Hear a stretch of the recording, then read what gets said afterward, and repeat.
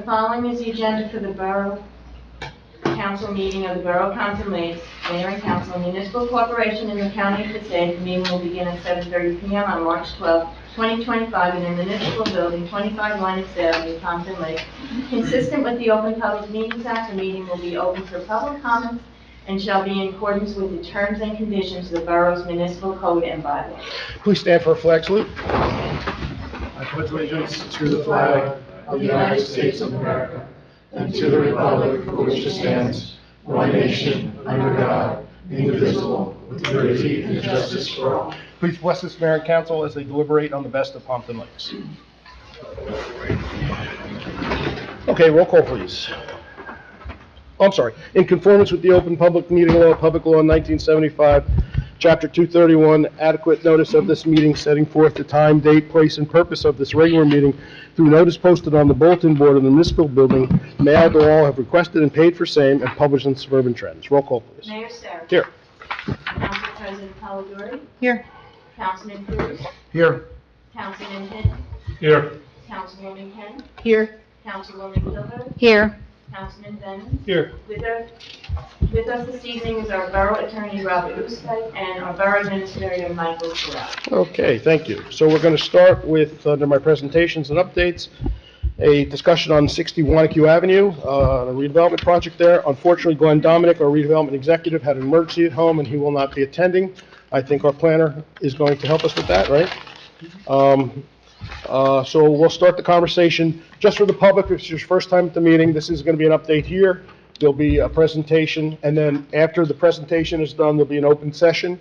And in the open session, anyone from the public can get up and discuss anything they want, if it's something about the project or not, and that's when we'll do most of the discussion, if you have any. Okay, with that, Mike, you want to say anything or start anything? Yes, we have Phoenix Advisors, our pilot consultant company, and Nick Dickerson from Colliers Engineering, our borough planner, is here as well. So who do you want to go I would first? invite Brian Morris up from Phoenix to go over the presentation that's on the screen. Welcome, Brian, how are you? Good, thank you.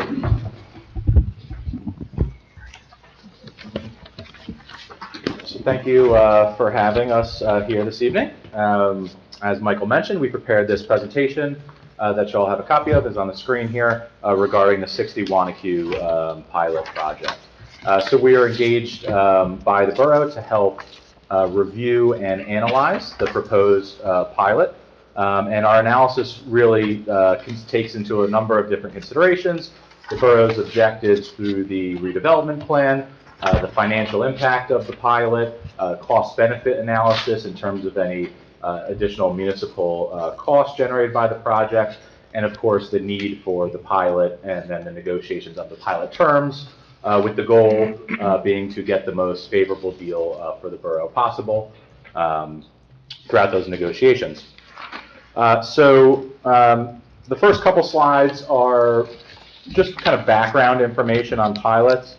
So the pilot is a payment in lieu of tax, that's what it stands for, and it's an amount that a property owner pays to the municipality pursuant to a financial agreement instead of paying generally applicable real estate taxes on the improvement portion of the property. The land portion of the property is still taxable conventionally and is therefore split between the borough, county, school, and any other taxing districts. Under the pilot agreement, the municipality keeps 95% of every pilot dollar and statutorily must provide 5% to the county. The amounts due under the pilot are municipal lien, just like regular taxes. The term of the financial agreement is generally 30 years from certificate of occupancy, but it can also be less. And after the expiration of that financial agreement, the payments revert to conventional taxes. In addition to the pilot payment, which is typically based on a percentage of the entity's annual gross revenue, there are certain statutory minimums that can be enforced throughout the pilot.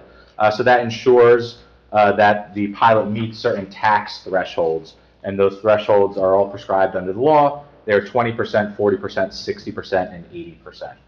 There are certain timing mechanisms that govern when those can kick in, but they are negotiable and up to somewhat discretion. And then additionally, the municipality may charge a 2% administrative fee in addition to the pilot for the, essentially for the finance office to manage the billing of the pilot. So why do municipalities grant pilots? So the long-term tax exemption law allows municipalities to grant pilots to projects that are otherwise not financeable or do not deliver the financial returns that warrant such significant investments in generally speculative real estate projects. A lot of income-based rental projects, especially on the residential side, it's difficult to attract private financing without the assistance of a pilot, or in some cases we also see redevelopment area bonds issued. That's not the case in this instance, but in other towns there's shortfalls in the capital stack, so there's different mechanisms in which the municipality can help get the project done. The goal is to promote redevelopment in areas that need it, whether it's fulfilling an affordable housing obligation, offsetting environmental remediation costs, or just fixing up a blighted area or an area that is in need of the redevelopment to spark a further extension of a corridor in the town. So it's really a market-driven solution to completing those objectives, instead of the borough or any municipality really expending their own funds to clean up the environmental remediation or what have you. The other benefit is allows the municipality significant increased decision-making powers throughout the redevelopment process. And ultimately, at the end of the day, it's a partnership between the developer and the municipality. If the project performs better than expected, both entities generate additional revenue. And if the project is slow to lease up or performs slightly worse than expected, the project's not saddled with a fixed conventional tax burden that could lead to an unsuccessful project or an abandoned project. And ultimately, everyone wants the redevelopment to succeed. So this project specifically is a residential project at 60 Wanacue Avenue. It's about a third of an acre site. It's currently underutilized and generates $6,000 in total taxes per year. That's currently split between the borough, county, and school district. The borough is 25% of the municipal share of the taxes. The county is 19%, and the school district is 56%. So the borough's piece of that right now is about $2,000. Correct. Yeah. The project will include a 4-story, 23-unit building. It will have one affordable unit, on-site parking, and other on- and off-site improvements and amenities as necessary. The total cost of the project is about $6.3 million. Additional benefits outside of the pilot payment include a payment in lieu of affordable housing, the lower density in conformance with the redevelopment plan, connection fees to the borough, improvements to the street corner and county road that's adjacent, and other development related fees that the borough charges by ordinance. And then ultimately, the goal is to further the goals of the borough's downtown Pompton Lakes redevelopment plan. So the proposed pilot, you can see, is broken down into the 6 stages here. Again, it's for a term of 30 years, and each year it's based on a test of the greater amount of a percentage of their annual gross revenue or a percentage of otherwise conventional taxes. So you can see the 6 stages there. Stage 1 is each one is for 5 years actually. 10% of their revenue in stage 1, 10.5% in stage 2, 11% or 20% of conventional taxes in stage 3, 12% or 40% of conventional taxes in stage 4. Stage 5 is 13% or 60% of conventional taxes, and then stage 6 is 13% of their revenue or 80% of conventional taxes. Additionally, as I mentioned, the borough collects an administrative fee of 2% and must remit 5% of that to the county. And again, just to reiterate, the land taxes are still paid as conventional taxes, so the county, the school, and the municipality still collect what they're collecting today based on the land, and then the improvement portion of the pilot is retained primarily by the borough. And then the goal of the stages, of course, as you can tell, it increases over time, is because these projects often need greater assistance towards the beginning of the tenure while they're just getting off the ground, leasing up units, to attract private financing, to make sure the bank or whoever's giving the mortgage has adequate cash flow. And then as the project ramps up, is successful, is stabilized, they can afford to pay a larger payment. So what does that all mean in dollars? On slide 6 there, you have the 30-year cash flow schedule. I won't go through every dollar, but in aggregate, the pilot payments over that term are $2.75 million. As I mentioned, there's a 2% administrative fee, which is an additional $55,000 to the borough. 5% of that must be remitted to the county, so that's $126,000 going to the county. Since they are paying the land taxes still, the law forces the borough to give them a land tax credit against that. That's $225,000 for net revenue to the borough over that time of $2.5 million, starting at about $46,000 per year, and of net revenue into the budget, and estimated to increase to about $152,000. And in there, as you mentioned before, the current revenue is $2,000. So that first year would be 2,000, our normal collection would be 2,000. On the first year of the pilot would be 46,000. Correct. Again, this assumes full lease up and the building's off the ground and everything. So, but yes, once it's fully stabilized. And then as you go through your chart here, you know, we end up with, is that the total number at the end, the 2.54 million? 2.45. Would be the Yep, total that's the that we total. would collect over the 30 years. Yep, absolutely. Okay. Yep. Of course, just like I said, it's all based on the projections at this point, but you know, we've vetted the numbers that they provided, looked at other rents and comps in the area, and they all seem reasonable. The next page just kind of summarizes that 30-year cash flow. So again, you can see the $47,000 in year one, the $2.5 million in net revenue over the 30-year term. Obviously, it's orders of magnitude higher than the $2,000 that the borough currently generates. That $6,000 would still be paid as land taxes, which, you know, as I mentioned, would still be split between those taxing districts. So obviously, the payments are significant. And then also, as I mentioned before, if the project does better than expected, if the rents come in higher, since the pilot is based on a percentage of the revenue, the borough payments would in turn be higher as well. So then on the last page, we also looked at a hypothetical 20-year pilot if the pilot term was shorter. So obviously at the front end, the payments are essentially the same, the 47,000. The difficulty with the 20-year pilot is a lot of, as I mentioned before, the payments increase over time. So a lot of the benefit to the borough is typically on the last 15 years or so. So you can see on the bottom right, the total revenue would only be about $1.2 million. Then once it converted back to conventional taxes, the borough payment would be about $45,000, I believe, per year. So significantly less than what the pilot would be paying to the borough. So in all, it would be about $1.75 million over a 30-year term, a combination of a pilot and conventional taxes. So in addition to being less revenue for the borough, it would certainly put an additional stress on the project, excuse me. A lot of lenders are looking for cash flow certainty in these projects. You know, when they're giving a, you know, $4.5 million loan to get this project off the ground, you know, they want to have some degree of certainty that they're going to be able to get paid back through the performance of the project, and a full tax obligation that could change drastically year to year does not typically offer them that security that they're looking for.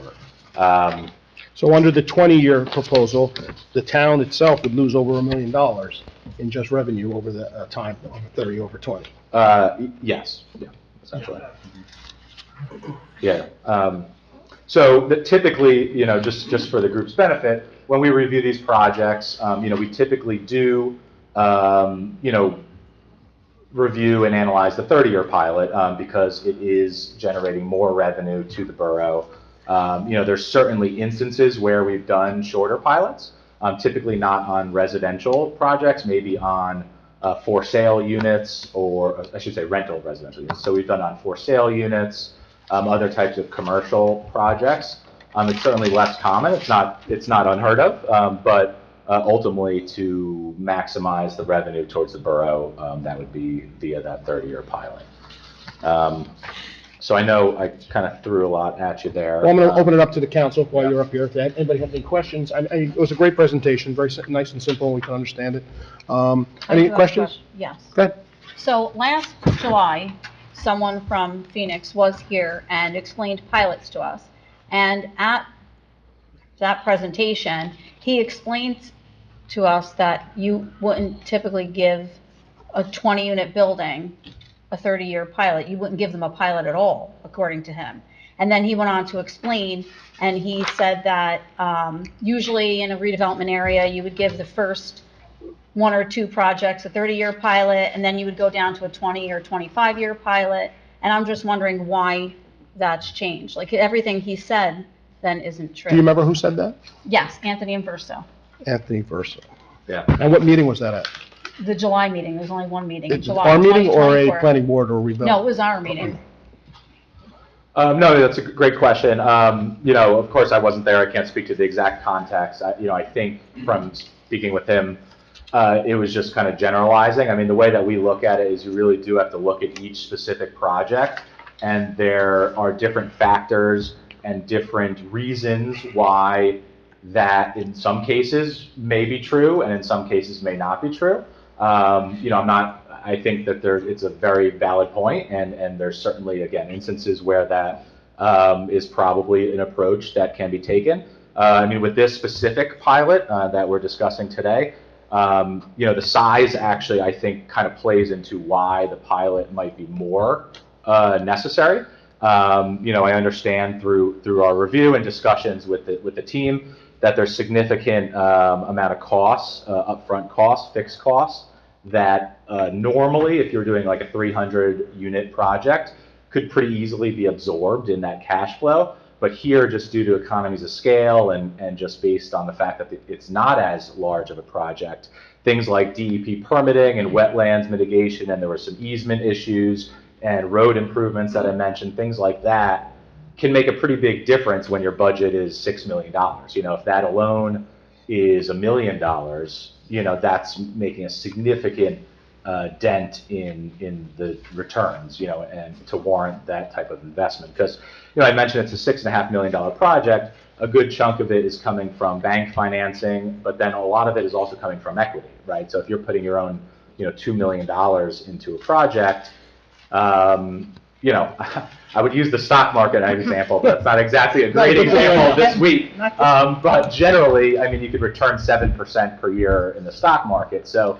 to do something that's a little bit more speculative, a little bit more risky, you need that extra financial incentive, especially, like I said, with the economies of scale on this particular project. And where did you get your cost estimate for the project? I'm only curious because I've been reading a lot of numbers in the past 24 hours.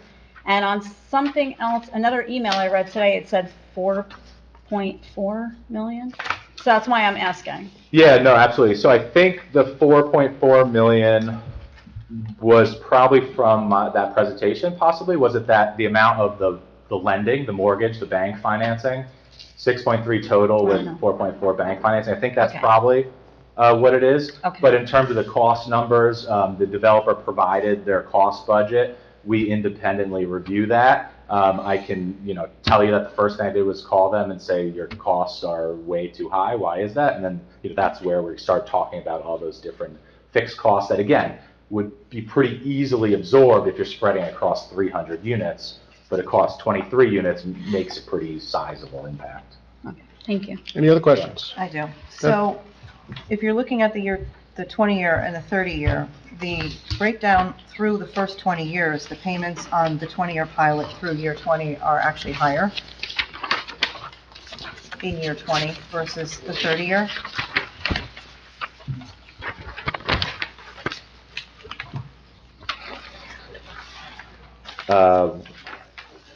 Which year specifically? Or just In year 20? general? In year 20? Yes. So the reason for that is if you look at the second blue column on the 20-year proposal, it's because of those 20, 40, 60, 80 statutory phases that I mentioned that you must do under the law. So you have to get from 0 to 80, whether it's a 5-year pilot or a 30-year pilot. So the idea is in that example, you would have 80 in year 20, whereas in the other example, year 20 is 40, then it goes to 60 for 5 years and 80 for 5 years. So talk to me about the difference between year 21 through 30, where we don't, so the difference in that, is this assuming that in year 30, the fully taxable amount on the finished project would be 152,000, or, because you said it drops back down to 45? Yeah, so it drops, so in the 20-year scenario, the last pilot payment is that 152. Then it would convert to conventional taxes, of which the borough would only collect 25% for the regular portion of the levy. So that payment would drop from that 150 to like 40,000 or so. So the fully taxable amount on the property is 152, it's just that you're losing that 95% capture? Yeah, essentially, right. So So you're you're netting losing, instead of, you're going from 45. 95 to 25, right, so you're losing So the bulk. so then you're estimating the borough nets 45 in total, Correct. our share. So is that fair to say then, in year one, if this project was developed without a pilot, the fully taxable amount on the completed project in year one would be 152,000 then? It would be, it's lower just because we assume 2% growth every year in the tax rate, so it'd be like about 120,000. But I just to stress one thing is without the pilot, it would be 2,000 would really be the answer because it wouldn't be developed. So there would be no project. So It would be the initial 2,000 that we're getting now. the initial 2,000 that we're getting out because it would remain as is. You know, we reviewed the pro forma and, you know, applied conventional tax, you know, stress test to it. And again, it goes back to the returns. I mean, they could do it and make, you know, 5 or 6%, you know, return, probably not even, you know, but it wouldn't be worth the investment, you know. At least based on our review. Obviously, I can't speak for them. We have other projects that are being proposed that are not seeking a pilot in the redevelopment zone. So we're assuming that if we don't give a 30-year pilot, they walk away, they just don't do the project. That is my understanding. I'm not aware of the other projects. Yeah, what other projects are you discussing? I thought the one on Wanacue Ave, across from the Smith Building, was not asking for a pilot. No, the 14-story that went down smaller? No, across the street. Oh, no, they're asking for a pilot, yeah. You told us they were No, not. they're They're No, not. no, No, the Washington building. Washington, yes. They're not. They're not across the street. There are only from 5 apartments, the yeah. Whatever the building. Whatever the Washington building is. Right, yeah, so that's up for That one. redevelopment, and they are not seeking. a Right, pilot. because it's 5 apartments, right. No, Any other questions? on the second floor, right? Just second floor, yes. Any other questions? I just want to make clear, I know the answer, but I want you to make it clear. You're working for the borough. Oh, yes, absolutely. Yep. You are not working for the applicant. No. So your advice is giving us the advice to make a good decision based on what's best for the borough. Yeah, we were brought into the process to review the information and to negotiate the best possible, you know, deal for the borough. In my view, that is this. Obviously, I'm a financial person, so I look at it from the best being the financial. You know, I can't speak to architectural, you know, designs or what have you. Right. But you know, and just also to quantify it. You know, they came in with just the bare minimum pilot, which is 10% for the 30 years under the law. So through a series of back and forth negotiations, we were able to get them up to this number, which actually increased the net revenue by 25% from 2 million to the 2.5 million that you have there. In addition, those 20, 40, 60, 80 escalators that I mentioned before, you know, the 80 and 60 cover the last 10 years of the pilot, which I will say is generally on the aggressive side. So again, another benefit for the borough. So we certainly, you know, got the number up significantly to help, you know, get additional revenue to the borough. And that's a good point, Maria. Just for the public's, we hire Phoenix to do all our work on all our redevelopment projects. They collect the funds, or they help us come up with the numbers, because there's a lot of calculation that goes in yearly into what is collected for the pilots. We found the first year, and look, this is a new game for us too. So the first year we did this is before our administrator was here. We thought we could do it in-house, and we realized we can't. And that's why we brought Phoenix on to kind of handle all that, because it is complicated. It's not easy to figure out. And you really have to be on top of the game to know what's going on there. Thank you. Yeah, and just to clarify, we bill and account for the pilot. We don't collect. No, you don't I collect. That goes straight to the CFO. Any other questions? So just for my own knowledge, and not that it necessarily pertains specifically to this, but in general, it could somehow impact us as taxpayers. When you issue these pilots and you pull such a large percentage away from your school board and your county taxes, how does that overall impact the taxpayer in the end? Because you're pulling from two different pots that eventually have to be made whole. Yeah, no, that's a great question. It's a great question with not the simplest answer, so just bear with me. So there's two things. Number one is, I'll go back to what I mentioned before, is it's not really this project or the pilot versus conventional taxes. It's really the pilot versus the status quo, or nothing. So that's number one. Number two is both the county and the school are budget-based levies. So they strike their budget and say, just hypothetically, we need $100 million to fund our budget. And then they just split it and everyone pays. They're not rate-based budgets. So even if it was full taxes, they would not gain or lose a dollar from what they're budgeting. They budget and then they collect it, actually through your taxes, right? You actually, if somebody doesn't pay, you're actually technically eating that cost. So those are the two main answers. And then the other thing I will say about the school specifically is, as part of our analysis, and we do have a fairly detailed memo that I'm sure we can share with you as well, that goes through the school impact, right? So that's always an important issue. So Rutgers University has put out demographic multipliers.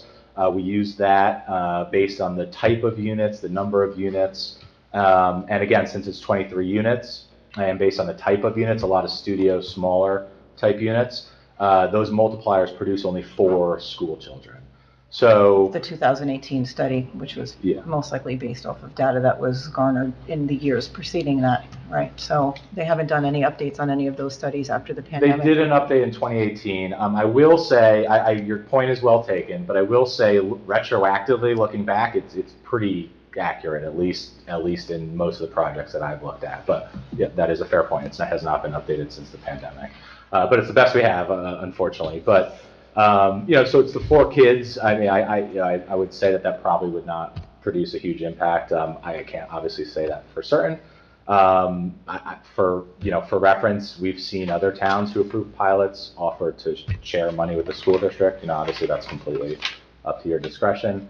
So there's other ways to address those. Should it be a Well, I ask because that number that you're giving us is based on this project. As a council, we're being asked to consider multiple projects over a period of time. So it won't actually be just potential 4 children.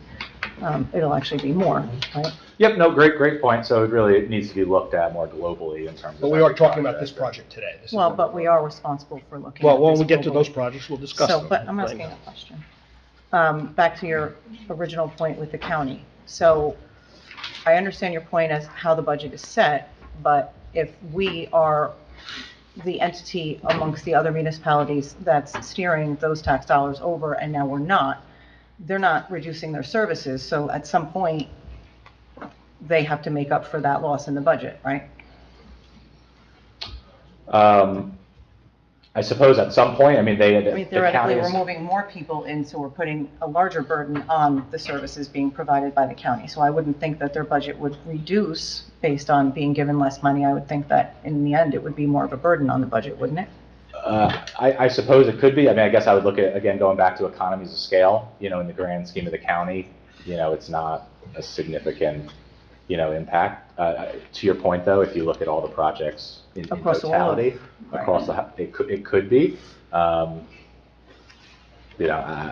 couldn't speak really on what kind of county services would be impacted by this project specifically. I wouldn't think very many, but again, in the totality, there could be. It wouldn't, though. It would just shift how their budget is funded. They would still, since it's budget based, they would still get every dollar they need to fund those services. It would just be split across different towns differently. So, your neighbor could be doing a lot of pilots and could, be impacting it as well. I would have to dive more into that, but. Okay, thank you. Any other questions? Yeah, I just want to thank you for explaining the 20-year, 30-year pilot difference. In the documentations that I received under ordinance 2512, I have 3 different 30-year pilots with different numbers. Was there any reason for that? All the numbers were different. It could be on the number of apartments. I don't know, Mike, did you send out ones for different numbers? Is that on the ASC you're talking about? Yeah, I'd have to look at the document, I'm not sure which one. Or right here, on the ordinance 2512. Today's Wait, one. what column of, This- column are you referring to? Well, all the numbers were different. 2512. At the end of the 30 years, it was 2,472,000. I understand these are all estimates. But that's what the number was, I thought, right? And then there was 2,456,000, and there was 2,513,000. I was just. That just might be my rounding, just for easier to present numbers. I was just wondering which one I'm voting on. Voted on 2.2 2.5 million, rounded. versus 60,000 over 30 years. Yeah. Yeah, so the exact, on my slide 6, the exact is 2,456,000. Is that one of the numbers? That's the one that I just recently received. Any other questions? Randy? No. Okay, thank you. Great explanation. Thank you so much. Yeah, absolutely, thank you. We're going to bring up our planner now. Is that what we're going to do? We're going to do that during the public hearing of the ordinance for Okay. 2511. Okay. So now, that was all we have, our experts are here, right? Because Glenn's not here. So I will open the meeting for public comments. Can I have a motion? Motion. Councilman Benden, Councilman Cruz, all in favor? Aye. Against? Anyone from the public may address, just give me your name and address, try to keep it to 5 minutes if you can. Please step up.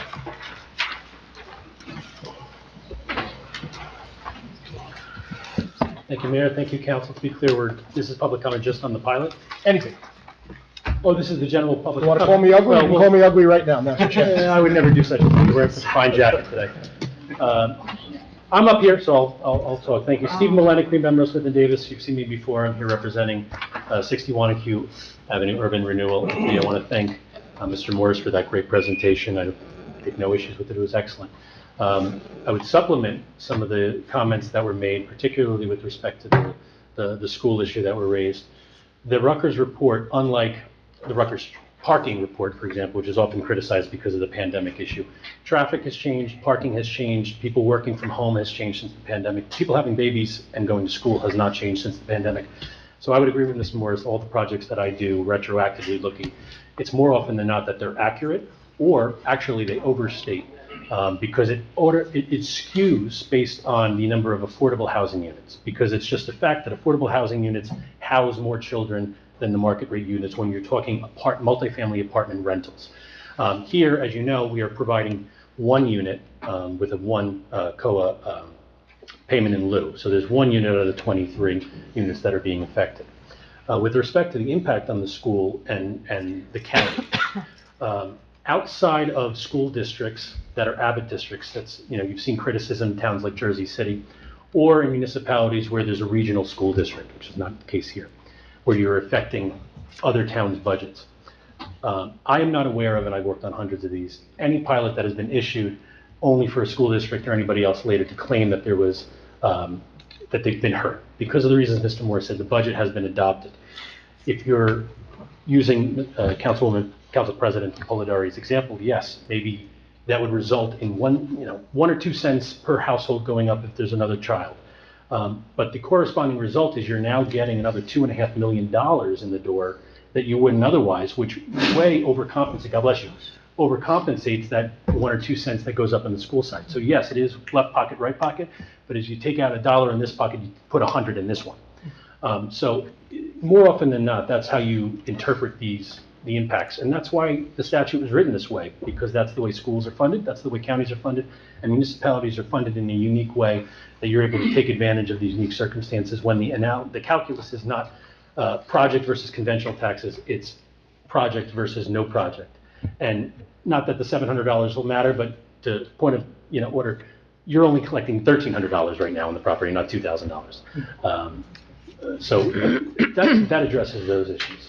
In the public comment session with respect to the ordinances, I will respond to any issues with respect to the redevelopment plan amendment that is proposed. But I want to end on just one finite point that cannot be overstated. We negotiated with Mr. Morris, and he did a fantastic job getting us up as much as we could.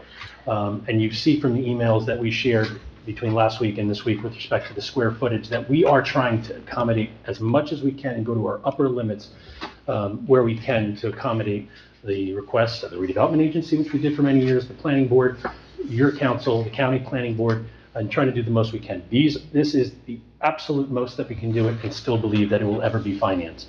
And without a pilot, all the efforts by my client over the many years and the money that they spent will be a waste, because this project will not happen. The property will continue to sit fallow like it has been for all those years as an eyesore, and will not be regenerated the way that it can be for your downtown. So thank you. Thank you. Anyone else? Please step up.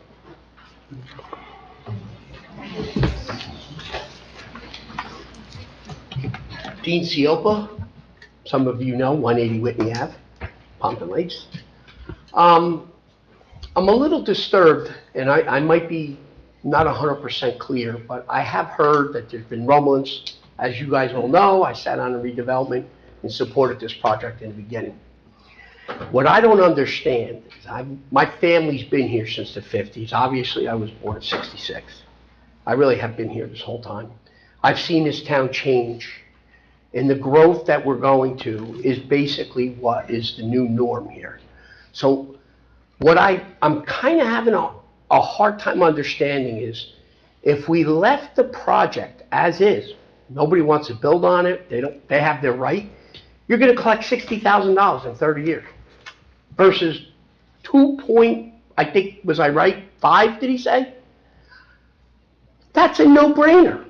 And also, as a fire chief, I know what these buildings are in town, and I always go to bat when I see a comment, oh, let's leave it the way it is. Some of these buildings are a disaster, and I've been on the fire department for 38 years. You're looking at something that's going to be built modern and bring in a lot of revenue to this town. I find it almost disgusting that this is even a discussion. I understand everybody has questions, but between the 20 and the 30, you're leaving millions on the table, or hundreds and hundreds of thousands. I'll tell you what, I feel really bad for this town if you guys vote this down, because I'll tell you, that is like, it's a disgrace. There's a lot of money to be made, and there's an improvement to a piece of property that's been defunct for years. Thank you. Thank you. Anyone else from the public like to address? Step up.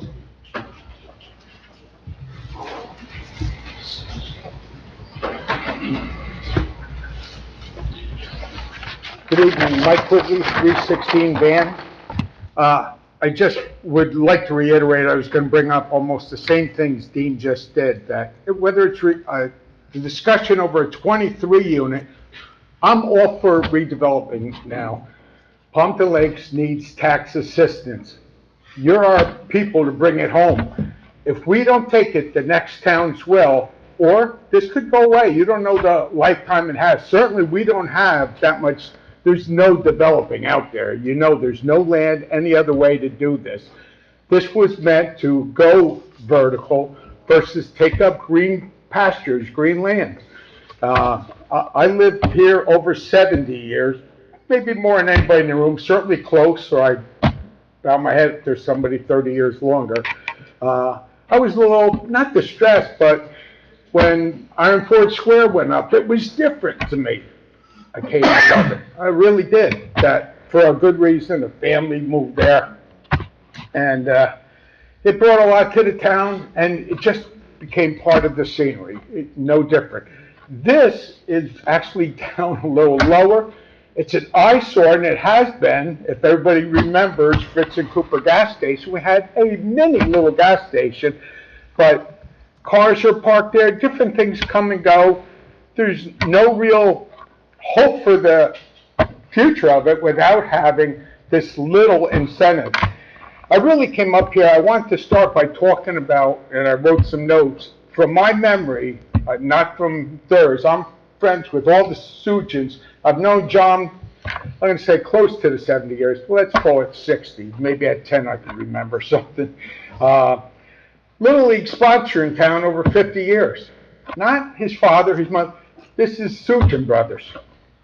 Soccer, I can't say 50 because they came maybe 10 years after Little League.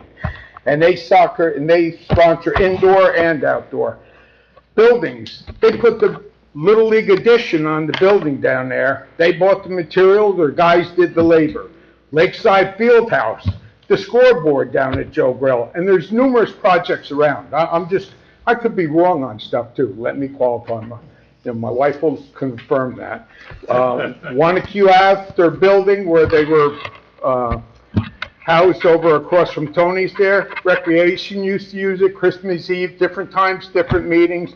The bid used it constantly for meetings. I think they sold the coupons out of it on Saturdays, the bid bucks and stuff. I'm going to call it DuPont information sharing. John had to explain to half the borough residents. I'm exaggerating, but I'm sure many of you went and visited for a little education on the DuPont process. It like appeased you to say, good. Flood assistance helped numerous residents on numerous occasions. I'm in the car with him. My wife and I are going to dinner with John and Ann. He gets a call from Vito, the old town administrator. John, they had I think it was a hurricane damage down there, and he said, you think you can get any kind of fundraiser up there? John, what would you like? I don't know, $25 Walmart card, something to give people, We pull over, John goes in there, Walmart, $2,000.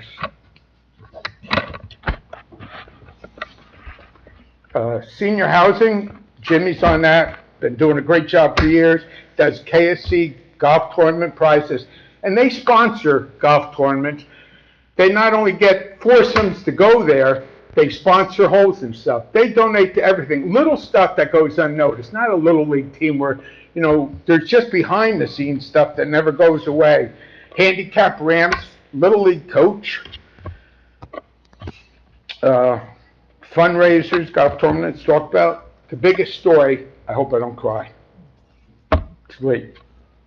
An employee with cancer, hundreds of $1,000s keeping her in the house for over 20 years. Can any of us match this stuff? I'm not asking you to vote for it for this. I'm just asking you to be honest for this, because they've earned your honesty. This project has the merit, but we need the side minutia to go away and judge it on its merit and what is good for the town. We need redevelopment. They've done everything right as far as residents here. All right, so your 5 minutes are up. Oh, Sorry. did you tell me 5 minutes? I did. Jeez. I did say that. I would have talked faster. You would talk for hours. Anyone else in the public like to address? I see a hand. Yes.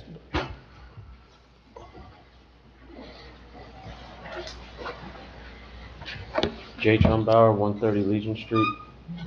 I guess for the 60s stuff, yeah, I agree with those guys, but you said this is for all the other stuff. Yeah, sure. For 25-126, $59,000 emergency appropriation, along with the 25-137, $1.387 million emergency appropriation. Just a little more clarity on that. Sure. A couple months ago, we just did another emergency for about $65,000. 25-131, the security cameras. I've emailed and asked to see the contract for the $187,000. I understand you had a daughter. Congratulations. Still haven't received it to take a look at it. I know last meeting you guys voted for the bond approval, which was included with Willow Park. I don't see anything on Willow Park in here, but I do see the cameras immediately in, just a quick approval without any discussion, so I'm just a little curious. Seems like it got slipped in. But Yeah, I agree with those guys about the 61 Q stuff and all that too. That's about it. Thank you. Thank you. Anyone else from the public like to address? Mr. Buck? Again, this is on any subject. Anything you want. So of course that supersedes a little bit, hearing about this I project. just need name and address. Oh, Ann Tassinelli, 5 Lambert Street. So, I'm a Realtor. You know, we usually are for building. I don't have a big problem with building. What I have a big problem with is all of the additional traversing through town. Cars, 18-wheelers, big dump trucks. I own a store on Wanacue Avenue. You take literally your life into your hands when you are parking, if you are lucky enough to get a parking space on the street, Wanacue Avenue.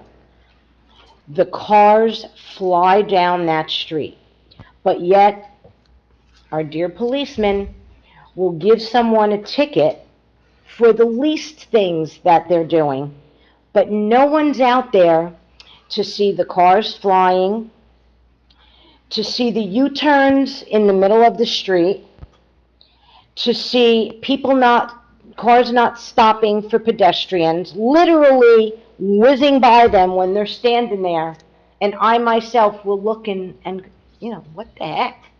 So what is all of this? I mean, I felt this way with the big building going up too. Where is this going to end with that mess and that risk to the pedestrian or the resident who wants to utilize one of the businesses in town? And it is a big havoc for our businesses. A lot of people will come right out and say, you know what, I just can't do this anymore. I can't find a parking space.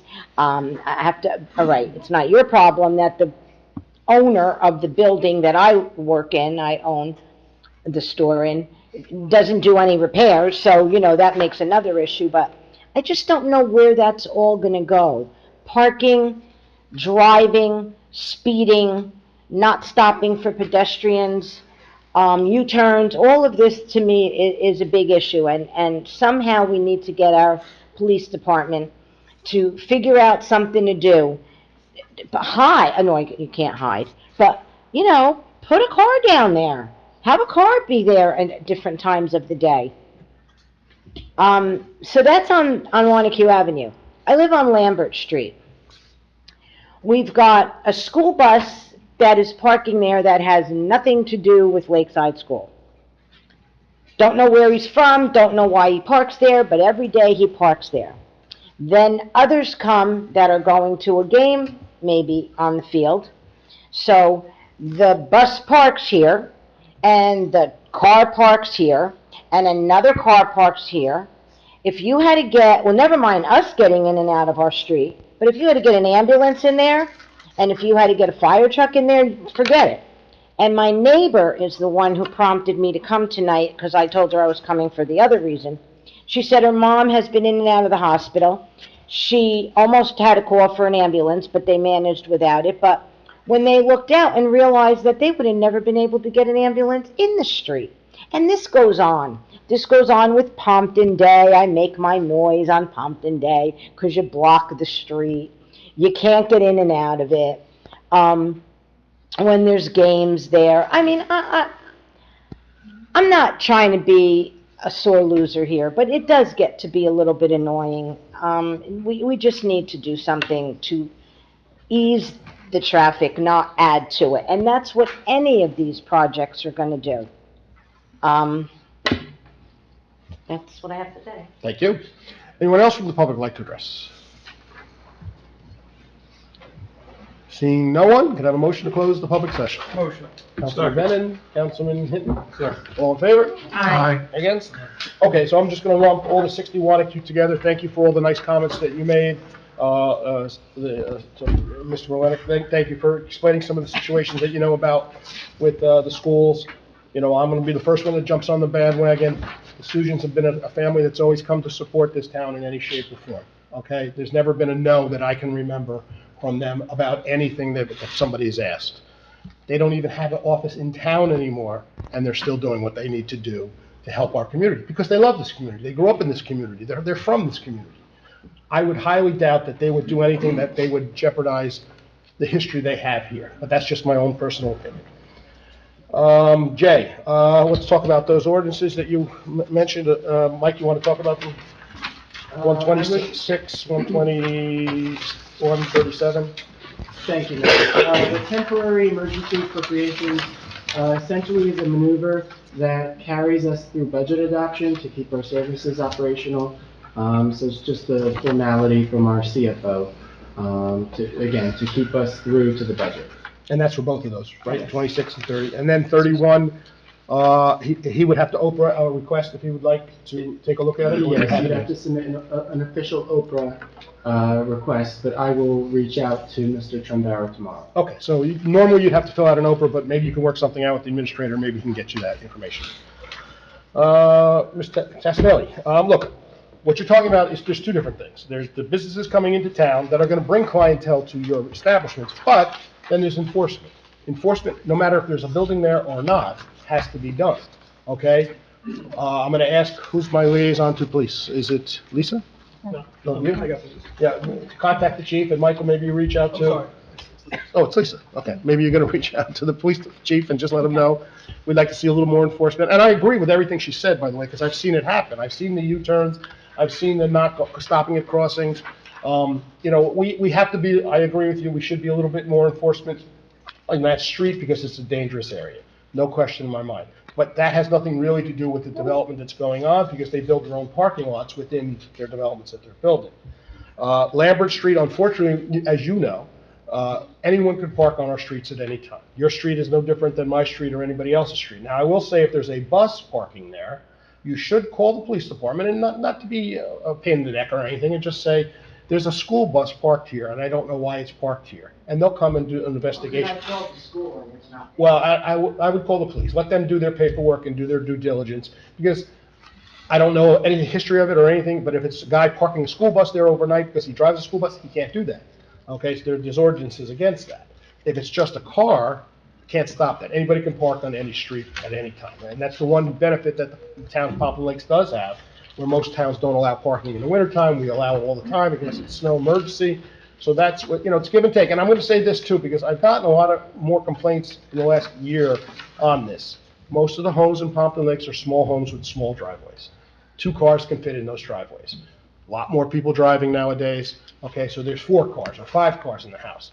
Where are they going to park them? They're going to park them on the streets. Unfortunately, they park them on the streets, maybe not in front of their house. They find the next spot over, it's in front of somebody else's house. I know personally, I don't like that either, but they're allowed to do that. They are allowed to park their car on somebody else's street. It's not the best thing in the world, but it's just the way it is, unfortunately, right now. Okay. Consent agenda. Anybody need questions or removals or? We have to approve the minutes? Did we address? Oh, I'm sorry. No, I'm sorry. We didn't do the minutes. Thank you. Yes. Motion to approve the following minutes. Regular meeting minutes, February 26, 2025. So moved. Councilwoman Kilberg, Second. Councilman Hinton, all in favor? Aye. Against? Authorizing bills and claims, motion to approve the bills and claims as listed below. Councilman Bennett, Second? Councilwoman Kent, all in favor? Aye. Aye. Against? Now consent agenda. Anybody need anything removed or explained? Yes, I guess. Which one? Ordinance? What are we doing? I need 128, 130, 131. Okay, got those lists? Yes. Okay, whenever you're ready. Anyone else? Anybody else? Oh, okay. Whereas the mayor and borough council of the Borough of Pompton Lakes has reviewed the consent agenda consisting of various proposed resolutions, whereas the mayor and borough council of the Borough of Pompton Lakes does desire to remove resolutions for individual action from that agenda. Now therefore be it resolved that the following resolutions on the consent agenda are hereby approved. Resolution 126, 25-126 through 25-137. We're going to pull Resolution 25-128, 25-130, 25-131. Correct. Okay, motion to approve those resolutions. Motion. Councilman Denon, Councilman Cruz, all in favor? Aye. Against? All right, Mike, I'm gonna give you all three. Thank you, Mayor. So for Resolution 128, supporting publishing legal notices on municipal websites, late last year, Governor Murphy signed legislation regarding public noticing, regarding an issue that spurred out of newspaper publications ceasing print versions, right? So the issue stemmed from newspaper publications ceasing print versions, and all municipalities, public entities, school districts use the print versions for their public noticing requirements, right? So, an ordinance is adopted, a contract is awarded, that has to go in the paper. So we're seeing issues statewide that newspapers that certain municipalities are using that are local to the area are no longer carrying these editions, causing these public noticing issues. So in tandem with the New Jersey League of Municipalities and the Municipal Clerks Association of New Jersey, they're working on legislation with, the state legislators to advocate for public noticing to be put on municipal websites. Some municipalities already do that. We tried to do that, as well. But that would make it formal, and that would be allowed to circumvent the newspaper issue. And I would just defer to our attorney if he has anything to add on that subject. Well, yeah, I mean, I think, and our clerk could certainly share with us the costs of newspaper publication and some of the issues that come around it. And I think the league's position really, and a lot of municipal positions is, are people really going to hard newspapers now to look at legal notices? And we're paying a lot of money, the taxpayers are paying a lot of money for the point of getting for publications. And is that really an effective tool for communication? And is it really a worthwhile expense? And this, I think that the fact that the Star-Ledger stopped with the printing of a daily newspaper brought this issue back up on the table again, because there are times when you have to publish in a daily, we were having to publish in a daily or a statewide paper, and that was the paper that was used. That ceased. So that temporary solution, that temporary publishing on a website as opposed to in a paper, sort of raised the issue again. Why are we doing this? Why don't we try to find a better way to communicate our legal ads than that? And I think that's why the league is pushing this. The other contrary argument, just to get that on the table, is this is a huge way of supporting local newspapers. That's where a lot of the money to keep those local newspapers is coming from. It's coming from public publications. And the concern always is there'll be less and less of those newspapers. I think the fact that the Star-Ledger stopped publishing is telling us that that's happening anyway. And that's what sort of raised this idea. So there's going to be a lot. This obviously is not something we can decide. All this resolution does is express our view that we support the league's position, which is something that the legislature should consider. Does it address online? Most of the newspapers have gone to an online. Does it address that? It does in part, and that's where publishing online would become permitted. They believe should be a permitted way through newspapers too. But I think they take it to the next point and say, is that is that really the most effective way to communicate, or is it to educate people to look at your municipal websites? Okay. I think a lot of people do look at municipal websites and expect to see pending ordinances and other things on those websites, and that's the answer. So, I mean, I think that's why the league sought this out and sought it, and it probably makes sense from my perspective. Mr. Hinton, you got any questions or? Oh, yeah. So this resolution, it says, whereas local government officials serve as the stewards of property taxpayer dollars, and yes, we all do that. Yep. And should no longer be required to subsidize the newspaper, like our attorney said, but that subsidy to pay for those legal notices is minimal. Mostly for the newspaper, it's their advertising that pays, not necessarily what Liz has to put in our newspaper for legal. Mm-hmm. What I look at, and the audience can look at me also, is the color of my mustache. I'm not on the website all the time. I buy, for the years that I stood at that podium, I buy the Trends. and I look at the legal section, and I read what's going on in our town. And also in that legal section is what's going on in other towns. So now, if we were to do this and just go and put our legal notices on our website, seniors who I speak for from the golden ages, a lot of them aren't on the computer. A lot of them do buy newspapers still. And a lot of them find out their news that way. It's an alternate way. Yes, eventually, we're all going to go to the computer. We have it on our phones. But I don't agree with this at all. So I think the real concern on our side, and I hear what you're saying, there's a lot of people that don't do that. But the problem is these newspapers are disappearing. And then we have to by law advertise these things. And if we Well, don't when they have, finally do disappear. well, we then just of course. lost one now. So that was why we had to But start we looking still at this. have newspapers now. We're not legally obligated to this, right? We don't have to do this immediately. We don't have This to is do it just in immediately, no. support of what Right.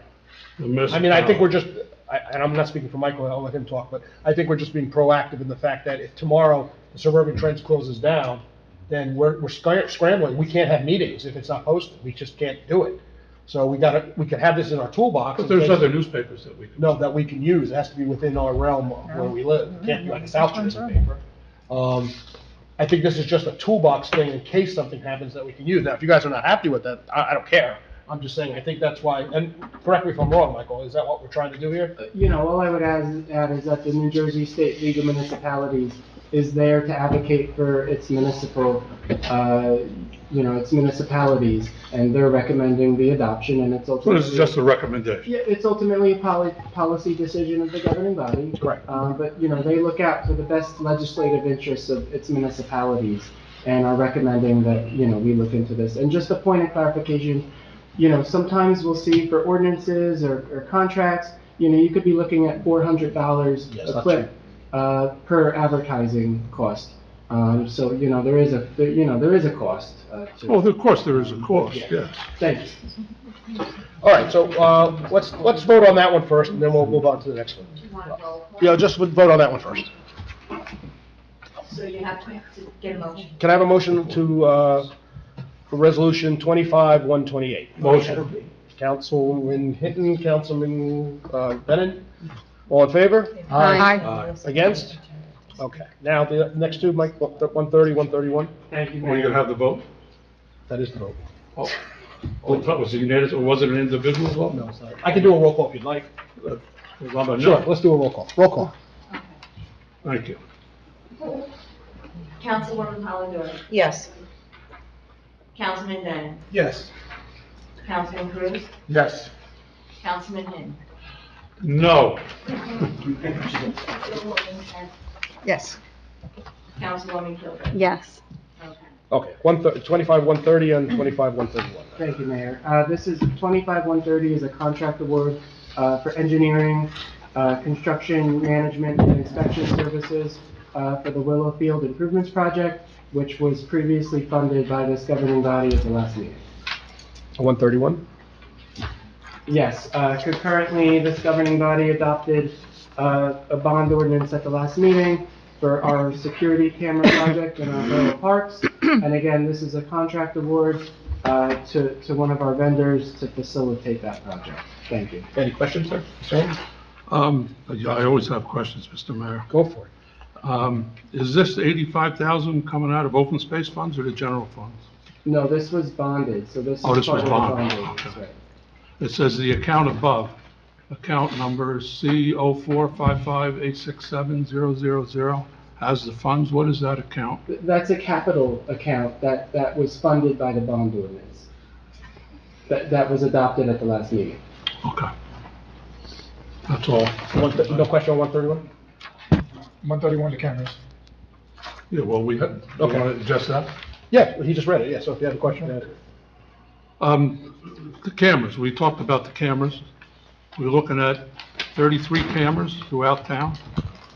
But you said this also includes the cameras for the license plate reader? And I didn't see that in the amount of cameras. I said 8 cameras for the snack stand at Willow Field, 2 cameras Hirschfield Park, 3 cameras Hirschfield Park, another 2 cameras at the parking lot Hirschfield Park, another 2 cameras at the tennis court, the boat launch, 2 cameras, 3 cameras at the boat rental building, gazebo, 2 at the boat launch behind the middle school, 5 cameras along Wanacue Ave, Oh, we get the idea. Go ahead. and 4 cameras at Carlo Field. Go ahead. Right, so I was mistaken in the fact that, no, there are not LPRs in this proposal. I didn't We had think met so. with our Yeah, we had talked neighboring about it, okay. communities to talk about sharing the cost for that. That's a different subject from Right, this. right. But, this proposal was workshopped with the governing body back in the fall. And I wasn't on in the fall. Right. However, this is what was recommended at the time. And, when you say, 4 cameras at this location, 2 cameras at the other location, it's really a one head camera with 2 lenses, if you will. 1 enclosure, 2 cameras. That's how the vendor, makes them. But this was discussed by the governing body last year. Yes. Governing body didn't think it was overkill for 33 cameras all around town? We actually significantly scaled down the proposal after meeting with the governing body at the time, to take off cameras, to make it more affordable and to scale down the amount of enclosures. Because we're talking $187,000, Mhm. and we're worrying about publishing in a newspaper some legal notices? But we can over-camera the town? Okay, And who was watching all these cameras? The police department? Yes, I won't speak to the specifics due to security, concerns. How many screens do they have in there that they can watch all these cameras, or they can switch from camera to camera? A lot of it has nothing to do with screens. A lot of it has to do, say we have vandalism that happens in this park. Say vandalism happens in this park. They can now go back to these cameras a month later, 5 months later, and see what happened. Now we can't do that. So there's been some conditions right now going on with vandalism in some of our parks, and we just can't figure out who's doing it because we don't physically see it happening. Now this is in storage, and we can go back and use it. And I'm gonna just say that, the school's just upgraded, that they're doing this program, most towns are doing this program. But the fact of the matter is, you can keep an eye on your property. That's basically what it's about. Sounds like a little overkill to me, but Mayor, may I speak or no? Sure, go. So just recently, it's come to our attention that there's been a significant amount of vandalism that's being done to our parks. Now, we are going to spend over $1 million in playground equipment and other equipment down in our parks, and I wanted more patrol. And I made that very clear at our last meeting. And I was told that it's very hard to catch anybody because, is it 2 o'clock in the morning? Is it 5 o'clock in the morning? Is it 10 o'clock at night? And how do you catch someone? And that this camera system that we've approved a number of months ago should do that.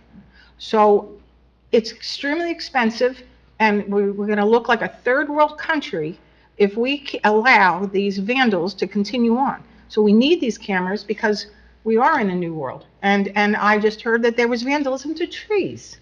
And that, it really upsets me because I don't want to see painted trees with nasty pictures and vile words.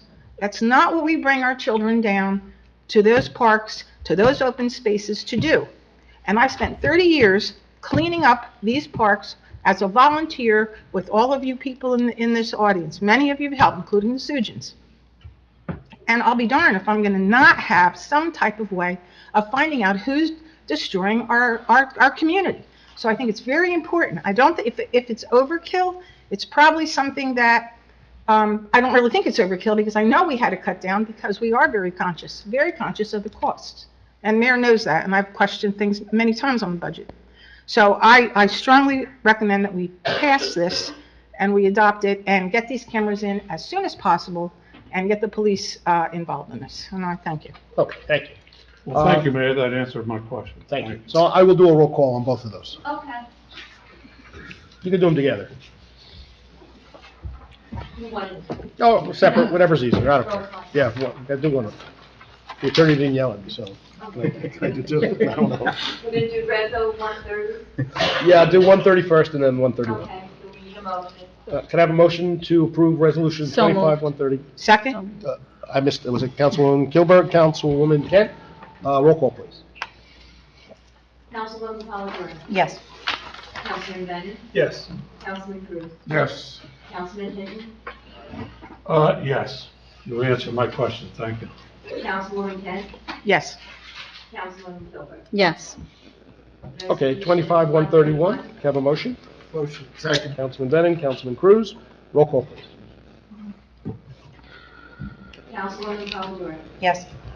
Councilman Bennett? Yes. Councilman Cruz? Yes. Councilman Hinton? Councilwoman Kent answered my question, so I'll say yes. Thank you. Councilwoman Kent? Yes. And thank you. Councilwoman Kilburg? Yes. Okay, ordinances. No, second reading.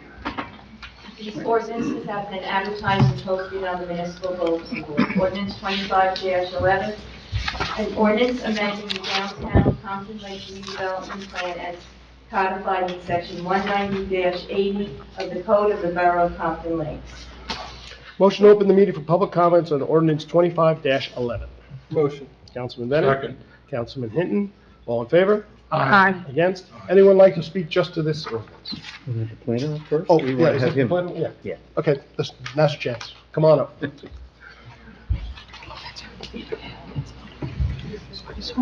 All right, good evening, everyone. My name's Nick Dickerson. I'm with Colliers Engineering and Designs. I guess I can just give a little overview of what is being proposed this evening. And largely, it is an amendment to the downtown redevelopment area as it applies to the site at, that would be at Lot 1 of Block 2400, which makes some modifications to custom tailor the redevelopment district to that particular site. So there are certain adjustments to various bulk standards and some other adjustments as well. There are some other adjustments to the redevelopment ordinance as a whole, instituting a design standards that would apply borough-wide, that specify some things that have come up time after time where that we should see some things that are required as part of redevelopment. And so that is included as well. And it's, that's about it. Okay, any questions for the planner on this? Okay. Mayor, just a point of clarification. As you know, the ordinance when it was introduced was then referred to the planning board, and we did receive back the planning board's endorsement, and I just would defer to the attorney maybe on a quick explanation on that endorsement. Well, Just the process. Sure, that of course is a requirement when we have a redevelopment ordinance or an amendment to a redevelopment ordinance, that it be referred to the planning board, because it's a type of zoning ordinance, which is typically referred to the planning board. So it was required, it was referred to the planning board, they were required to report back to the governing body. That's of course not binding on the governing body, it would be an issue if the planning board found it inconsistent. They did not. They reported back with their recommendation, as they would. So that makes it ready for us to consider tonight. All right, any questions for the planner while I have him up here? Yes, we have a bunch of questions. Go ahead.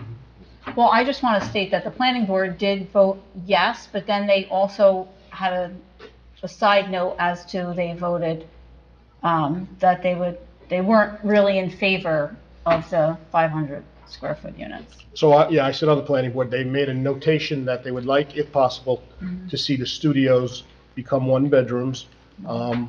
It wasn't a requirement of the proposition, but it was a suggestion. Yes. And I can't speak for the owners, but I think there has been some discussion to change that, but I can't really speak to that. But that was a suggestion. Yes, you're right. Did they explain why? There was one gentleman who was a little concerned with 3 studio apartments. I mean, just to point out that we've, I think all of us individually have done our research on this, and the average size is between 500 to 700 or 400. So they're well within their range as far as the square footage for the studios. Yeah. I think he just had philosophy of studios a bad light. I don't know why. He didn't really explain. Yeah. Well, I just wanted to get that out there, that they're well within their range as far as the square footage of the Yes, they are. studio. Yes. And we're not voting on that change at all. Well, that's No. what I'm confused It about. was The just a recommendation suggestion. was to change it, and now you're suggesting maybe they will, maybe they won't, but we were voting on a maybe? Is it being changed or not? Are the smaller units being I'll let the removed? attorney answer that. I think the question for the planner is either a studio or a one-bedroom within the guidelines of the ordinance? I believe the amendment would allow for, because there's a requirement for square feet per unit, and previously it was 750 square feet per unit, and this would open it up to 3 different standards. One, studio and efficiency, 500 square feet, 1 bedroom, 625 square feet, and a 2 bedroom, 940 square feet. So all would be permitted? Yeah, that would be The ordinance doesn't require one or the other? No. Developer would be able to, so it's not this. Okay. Any other questions? So we're not voting on that change? No. No, because all criteria fit within the zone. Okay. The planning board indicated that this doesn't fall within the master plan, and I'm also confused about, you made a statement that other parts of this are speaking to the language of changing the master plan in total. What amendments are being made to the master plan outside of that one particular? This has nothing to do with amending the master plan. So when you started, you said that this was the approval of the changes to this particular site. Oh, And then there was something on a broader redevelopment scale plan. that you said after that. Yes. I'm sorry, So- redevelopment plan. Sure. Yes, so the way that the redevelopment plan is written is a little unique, but instead of amending the redevelopment plan so that all of a sudden it's going to impact every other redevelopment in town, this is taking like how it would apply to this one particular site and making sure that it fits that particular site without necessarily rendering every other redevelopment non-conforming or something that maybe the council and the borough does not want to see. And so this is, again, like a tailor-made ordinance for that particular site. So it's site-specific? That's correct. So we're being asked to approve some things that fall well outside of what the purpose and intent of the original redevelopment plan is.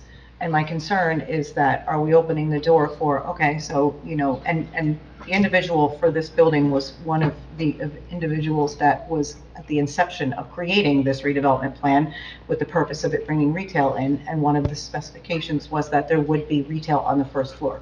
So now we are granting this variance that they don't have to build this with retail on the first floor.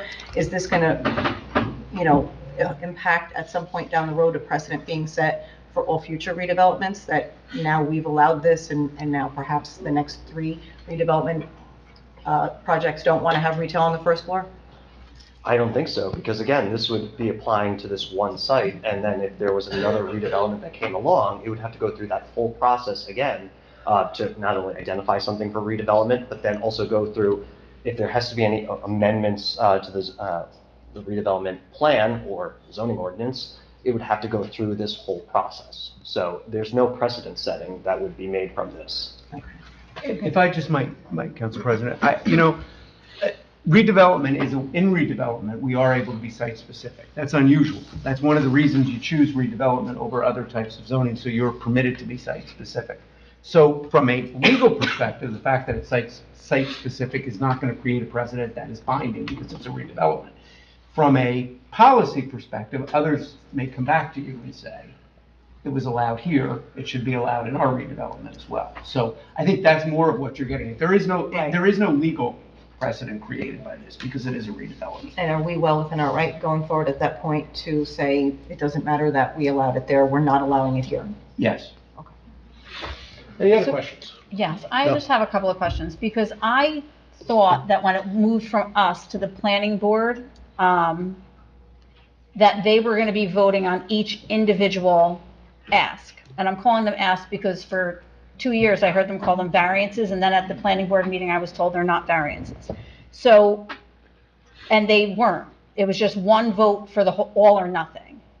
So I just have a couple of questions about different ones, like the setback, the 4 feet setback. So if it's setback, if it takes up most of the space, I'm just wondering how we're getting like emergency equipment in, if there's a fire, how if there's no space around the building, how that, I mean, I'm not sure if you can answer that. I but might not be able to I mean, answer. I just have a couple of So questions. I can help you with that. The fire department sees this, Mhm. and they put a response in. If they had an issue with something, they would put it in the writing to the planning board, saying, we don't believe this will work because of this reason. Same thing with the Okay, police department, same thing with the ambulance squad, they all have a We say on didn't this. see anything in writing indicating Well, I don't know who that did any or other. didn't. But I was each just board, curious to know how they, you know what I'm saying? Because like if you have apartments all around, it's not like it's one house and you can run from one room to the other. You're in a back apartment and nothing can get back there. I was just wondering how they would, I mean, just questions I had, you know. I'd like And to see that those and- opinions from That, those. and I was just curious about the off-site parking, if there is actually anything in writing that says that they have off-site parking. so the off-site parking will change the number. If they do not get the off-site parking, then they will have less apartments. If they do get the off-site parking, then they will have the 23. Okay, so it actually stipulates in the That's in the redevelopment redevelopment plan, that yes. if they don't have off-site parking, it Yes. changes the number of. Right, so they're still in that, I don't know, and we could bring up the attorney to discuss that. Okay.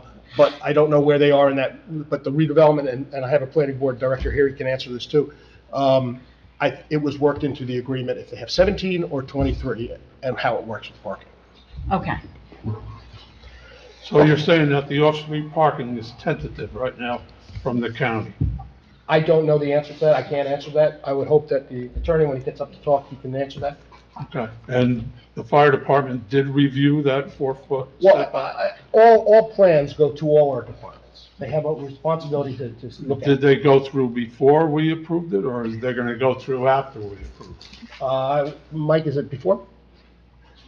When it comes to site plan. Site plan, okay, after. So we don't actually know then. Well, if it stipulates, what are you saying? It stipulates if they get the parking, then it's 23 units. If they don't get it, then it's 17. I'm saying we so don't it actually have the opinion from the fire department yet, or the first aid. Well, no, but they will speak up at when the site plan goes and says this will work or this won't work. Oh, we don't have it. No. No. So if the fire department says 4-foot setback won't work, that just knocks the whole plan down. I don't think they have a say on the setback. So I'm gonna, are you done? Unless Do you we have any other questions for for me? me? Because I think the questions could be answered from the attorney. Good. Thank you for your help, thank you so much. Well, it's open to the public, so name and address. Steve Milani, Green Member, Smith & Davis, on behalf of 61 AQ Avenue Urban Renewal LLC. Fire Department and Police Department and all the other agencies as stated are part of the site plan process regardless of what the bulk standards are. Safety issues are paramount over those standards and if there's a safety issue. However, the building has to be built to fire safety code.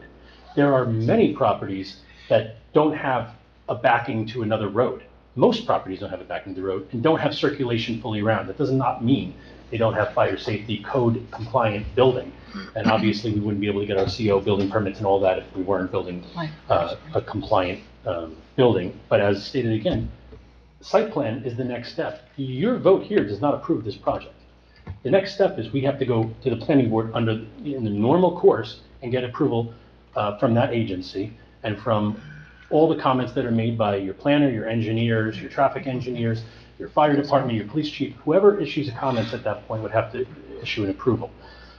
With respect to the parking, with the off-site parking, I updated you all last time that we've been in good communications with the county over that. Since that time, I have an email confirming that they are willing to grant us those parking spaces. Obviously, we're not entering in any agreement until we have a project, right? We can't, we're not signing anything. Correct. But we have emails from the county saying that we have the agreement. So was there any further discussion regarding the other property with existing retail and residential that is going to be impacted by this? Because when we look at redevelopment and we talk about a redevelopment plan, we are, in this particular instance, being site-specific, but we are supposed to be holistic, right? And what we're doing is saying that we have a piece of property that is blighted and in need of redevelopment that will or could potentially turn around and render the piece of property next to it, useless at some point with no parking and 2 retail stores and a residence above. So at what point do we look at this and say, are we being site-specific or are we looking at redevelopment as a whole and how do we accommodate for this problem?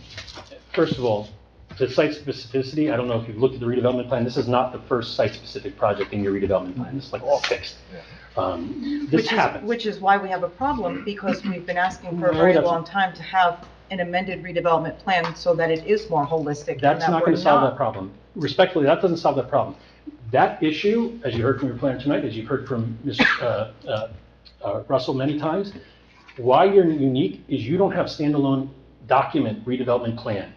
That is unheard of, and you're the only one that I'm aware of. We're supposed to be creating one. And you are. That takes time, as you've heard from your planner, that's going to take some time, not this. That does not get you around the site-specific issues whatsoever. You're still going to have site-specific changes if you're going to have a redevelopment plan that is downtown-wide. That's just the benefit, as your council has said, to redevelopment. That's part of the process. With respect to the neighbor, yes, there's been many good conversations. I don't know if they're here. And I'm sure they can come up and answer your question as well, but I think we're, as you've heard from other public comments tonight, I'm very fortunate to represent a family that goes above and beyond to this community, as well as does everything they can to maximize the way that this property can be built and satisfy your concerns. 500, you heard from Councilman Cruz, 500 square feet is more than reasonable for studios. Your planning board, and I watched the entire video, raised this issue, raised the studio issue, and to whoever asked it, not once did I hear an explanation other than, I guess, some internal philosophical things that maybe that will attract some unwanted people, which I don't think is a fair comment, and I don't think it's one that should justify a change. Having said that, we wrote to the council last week with these points. We worked over the weekend to try to accommodate that if this was the council's wish to accommodate the planning board's recommendation, and we can do that because we're trying to. Now, I'm asking you not to because the flexibility is only going to make it better for both of us. But if that's the wish, we're going to make that work. We cannot make it work unless these amendments are passed. We cannot make it work unless the pilots change. I hope that answers all your questions. You just have some concerns about relying on the credibility of a planning board and then taking their opinion and saying that we don't agree with it. I mean, we chose these people That's your job. specifically for a reason. Our planning boards, our To rely boards, on the planning boards. The statutory requirement is that the planning board conduct that investigation, have their experts provide answers, question them, and then issue a recommendation to you. Your job is to take that recommendation and accept it, not accept it, and make a vote. And I hear some sighs from the audience, but no one up here sits on the planning board. We didn't make that recommendation. I sit on the planning board, Lisa sits on the planning board. 2 people. So you don't have your information correct, and I mean, as far as the sending of the recommendation. I have no illusions of trying to convince you to vote for this. It's clear, Council President. I'm trying to answer your questions, and yes, it is your. So I'm going to answer that question. So the planning board, I have full faith in all my boards. The planning board here does an amazing job, led by an amazing person who's an engineer for the last 20 years. We've done great projects in this town, and to question our boards, I take resentment to that. Our boards work very hard as volunteers all the time, and to question their ability to do something is just not right. I didn't question it. I'm trying to agree with them, and you're asking us to disagree with them. I'm not asking you to disagree with Don't anything. question them. I'm trying to go along with what their recommendation was. That's what I heard you say. So maybe you misstated, but that's what you said. Okay, thank you. They asked us to take their opinion to yes, sir. not Go ahead. have the smaller units, and I'm asking why we would contradict their opinion. Okay, Go I ahead. have a question, I have two. What you said after this, after we vote, you have to go back to can you explain that? You have to go back to the planning board again? Redevelopment is a very lengthy process. Okay. Yes. Just because we're doing this by redevelopment doesn't excuse our obligation to still get site plan approval from the planning board. So if you vote to approve this, which I hope you do, the next step would for us to submit an application to your planning board for site plan approval, notice 200 feet to all the residents around it, post a notice in your newspaper or website or whatever it is applicable at the time, and then the planning board would do its job as it does in any other situation. So the would only they- difference is the zoning that they would be scrutinizing that application under would be the ones that you vote on tonight. So would they then go through each one individually and decide which? No, that's Okay, your that's vote. what I'm wondering. What they're going to go through is our plan. Is our plan compliant with your ordinance? Is our plan compliant with state stormwater requirements? Do you have your DEP approvals? Did the police or fire chief or anybody else raise safety issues, which are paramount above your ordinances anyway? That's what they're required. And that's to look normal procedure for any project that's Any built in town. That's, the site plan approval happens after, and Okay. no matter if it's a pilot or not a pilot, they still have all has to be checked out by all the groups, stormwater and soil and fire and police, and they all have to okay that. So now And I'm that's still gonna not ask. the end. After that, there's a period of resolution compliance where we have to amend the plans based on what happened there.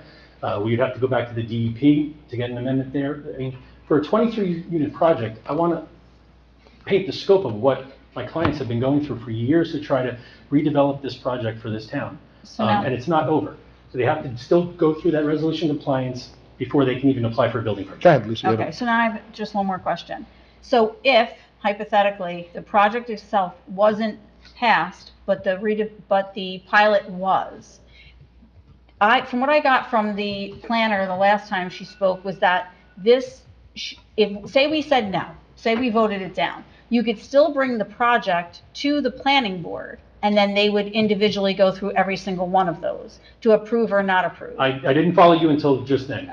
So I think what you're saying is if you don't approve this, we could still apply with variances. Yes. Okay, that is true for all but 2 of these. So the reason we're here today, instead of going right to the planning board for variances, is because 2 of those deviations are what we consider use variances or D variances. Under your redevelopment plan and under redevelopment law in New Jersey, I can't get those variances at the planning board. Those changes have to come from the council. That's why we're here. So if you would approve those 2, theoretically, yes, we can go to the planning board and ask for variances for the rest. What are those? Because The I think retail that on the might first floor and make it, I think that might make it, easier, because they're the ones that do this, and they're the ones that know all about it. No, but That's why- I'm going to disagree too, because the reason we have a redevelopment board is to do just what we're doing here. The planning board is aware of the situations of what a redevelopment board does. The redevelopment board does the legwork, then the planning board has a say on what it is, especially when it comes to the site plans and all those things. But it's not to individually pick apart a redevelopment plan one piece at a time. That is not our job here. We're here to vote yes or no. We're not here to pick apart a plan. Okay, and the reason I bring that up is because I might be okay, say, with, there's 9 of them. I might be okay with those 2 that you're speaking of, but say there's one I'm not.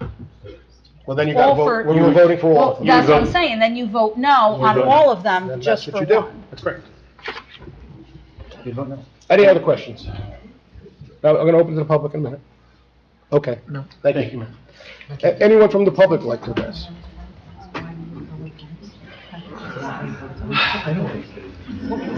First, I want to apologize before I say anything.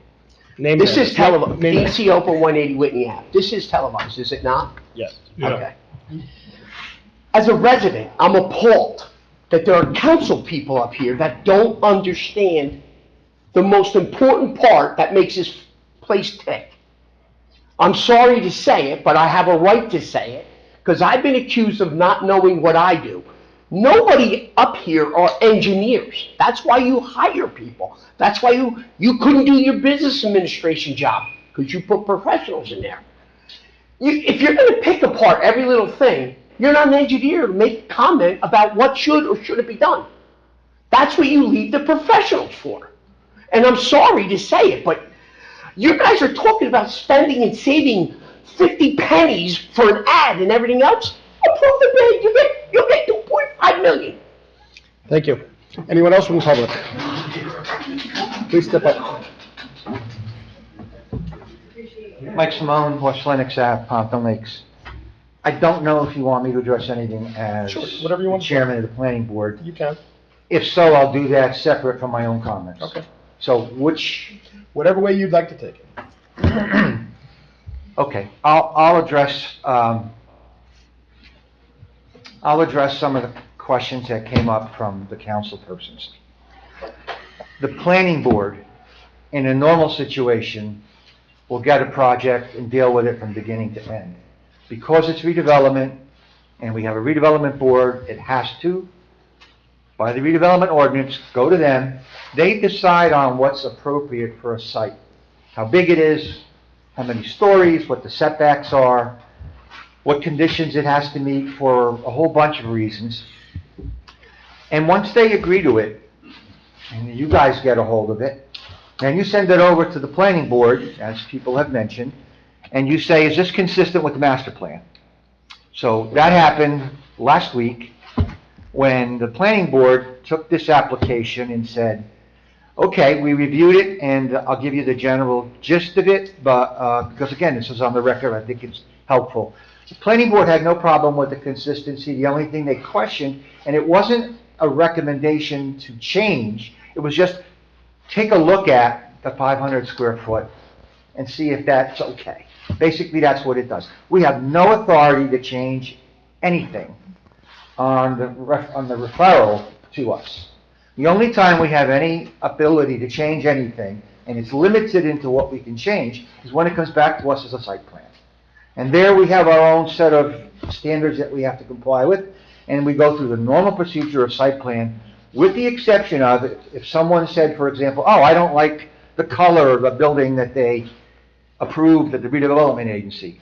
Normally, at the planning board, we can say, okay, well, what else can we do? We don't get that choice anymore. So there are restrictions as to what we can and cannot do during the site plan review. But the process has proceeded properly. And you got the recommendation back that it's consistent. You can do what you want with the size of the unit. It has really no relevance to us. Okay, if there's a question, I'll be happy to answer it as chairman before I give my comments. Any question for the chairman of the planning board? Okay, so, personal comments now. Set the chairman aside. When I looked at this project as something that I knew would be coming at some point, I said, all right, we have a very ugly-looking site. It's been fallow for, I don't know, 20, 30 years. It's abused in many ways by many people. I don't know what the rules are, but, you know, there's tractor trailers and cars and tow trucks and whatever. Somebody said they want a redevelopment, and I'm saying to myself, well, you know, it's a limited site. They went through a lot of effort to get the approvals from the county, from the state because of Environmental Protection Agency and DEP requirements, and for parking, and they came back with a project which went to the redevelopment agency, and I had nothing to say about that, and I still don't have anything to say about what they did. But I looked at it and I said, well, this makes some sense. It's set back from the road, so the impact on the front is not a problem at all. It's not that high considering that the property goes down. They're asking for a couple of variances, which I didn't think were particularly onerous. So I thought it would make good sense, and I waited to see it come through the process. Everything that I've seen so far, from a personal point of view, is that I don't really see any negative to this project. I see positives in appearance. You know, we've got a beautiful shopping center across the way from it. You got a Starbucks right there that's well maintained, and you have this site. And there's another one too near it that we can talk about another day. Bottom line is that this is an improvement to the town. But the big bonus is the taxes. We are getting killed with taxes. It's not going to get any better. If you can tell me that this project can generate over $2 million over a period of 30 years, or the project goes nowhere and we end up getting $60,000 over 30 years, or whatever it turns out to be, no, a couple $100,000 over 30 years, this should be a no-brainer. And so I would just ask you to consider the pros as a substantial improvement. I also understand there's an issue with the adjacent property owner where there's a parking issue. And I understand, and you need testimony on this, that there's been some considerations given. But the other thing that bothers me is it's like if you have a property and you don't have a parking space on your property, but the mayor has a big property and you park on his spot because he's a nice guy and says you can park there, and then he all of a sudden says, I want to develop that piece of property, so I'm going to get a subdivision and I'm going to put a house there. Now all of a sudden you're out of a parking place. I don't think you legally, and got an attorney here, can turn around and say, well, you can't develop your property because I parked there. So I think there's a whole legal issue there that has to be dealt with, which somebody will or will not deal with as they see fit. But my encouragement is that the project is suitable, and I think that it would be a benefit both in appearance and in taxes. Thank you. Okay, thank you. Anyone else from the public like to address? Please step up. 5 minutes? 5 minutes. And it counts from walking from your seat. Mike Quigley, Van Ave. Real quick, Republicans, enablers, is that kind of the connotation from the top down? Let's start with Donald, because I'm going to him. No, I'm kidding. enablers. This is, you help industry succeed, you help construction succeed, you help employers succeed. Help these guys succeed, simple, and help the town succeed. That's your role, but along the way, you do some good. We all agree it's a good project. I'm sure you've all seen it. I don't know what gets handed out and everything. The other thing, though, on retail, would you really want to try to compete with across the street? You're going to get any foot traffic coming in? Yeah, the people there will be going across the street, kind of good for those businesses, pick up some new customers. You know Starbucks is going to get some, probably Frank's, maybe some Wendy's, the gym will get some. So everybody's going to benefit over there. But retail underneath, usually new construction's a high cost for retail footage, and they got to go across the street. What's going to open there? Ask yourself. So you're condemning them to have empty retail there, again, dooming the project? Just consideration. Thank you. Thank you. Anyone else from the public like to address? Seeing no one, can I have a motion to close the motion for this ordinance? Second. Councilman Bennett, Councilman Hinton, all in favor? Aye. Motion to approve ordinance 25-11 for final adoption. Motion. Councilman Bennett, Councilman Cruz, roll call, please. I'm sorry, was Bennett and Cruz? Bennett and Cruz, yes. Councilwoman Polidori? No. Councilman Bennett? Yes. Councilman Cruz? Yes. Councilman Hinton? Yes. Councilwoman Kent? Yes. Councilwoman Kilmer? Yes. Okay, let's move on to ordinance 25-12.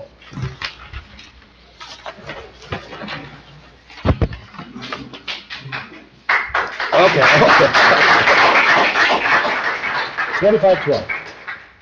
Ordinance authorizing tax exemption and payment of real taxes in connection with the redevelopment plan for block 2400, lot 1, and authorizing execution of a financial agreement for payment in lieu of taxes with 61 Acute Urban Renewal LLC pursuant to state statute. Motion to open the meeting for public comments on ordinance 25-12. So moved. Councilman Cruz. Second. Councilman Hinton, all in favor? Aye. Against? Anyone like to address just this ordinance? Seeing no one, can I have a motion to close the public session? Motion. Councilman Bennett, Councilman Hinton, all in favor? Aye. Against? Motion to approve ordinance 25-12 for final adoption. Can I have a motion? Motion. Councilman Bennett? Second? Councilwoman Kent, roll call, please. Councilwoman Polidori? Yes. Councilman Bennett? Yes. Councilman Cruz? Yes. Councilman Hinton? Yes. Councilwoman Kent? Yes. Councilwoman Kilmer? Yes. Okay, let's move on to ordinance 25-13. An ordinance amending chapter 7, section -30, prohibited of the Borough Code of the Borough of Pompton Lakes to prohibit left-hand turns between 4 and 6 p.m. permanently into the store and car wash roadway. Motion to open the meeting for public comments on ordinance 25-13. So moved. Councilman Cruz, Second. Councilman Hinton, all in favor? Aye. Against? Anyone like to address just this ordinance? Was, just. Got a question, Greg?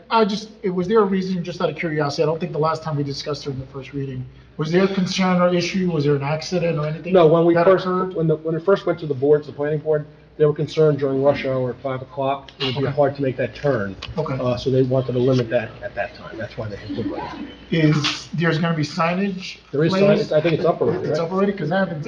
There's existing signage there, and this only memorializes the site plan approval. I haven't seen it, but I'll take a look. Yeah, just put it up, You seen just went up. Okay, good. And this I was is- just curious, I just wanted to get some clarification. This was just during the week, during those hours, Just those hours, yes. because there's been a lot of problems on the weekends. Yep. With traffic. And people coming off of Patterson Hamburg Turnpike, making the right going to your house and my house on Ringwood Avenue, swinging into the lanes of the opposing traffic to go around cars waiting to get into it. And I'll be honest, I made a call and I said to the police that they have to address that. They can't have what we call queuing on Ringwood Avenue. That wasn't part of the deal. So they're gonna have to address that. So I agree with you, because I was there on a Saturday and the cars were backed up all the way to Hamburg Turnpike. Right. And they were driving in the opposite lane of traffic to go around them, which is gonna cause a problem. So they're gonna have to address that. Okay. But we're talking about just this one now, but that did come up. All right. Okay, motion to close the meeting for public comments on ordinance 25-13. Motion. Councilman Cruz, Councilman Lennon, all in favor? Aye. Against? Motion to approve ordinance 25-13 for final adoption.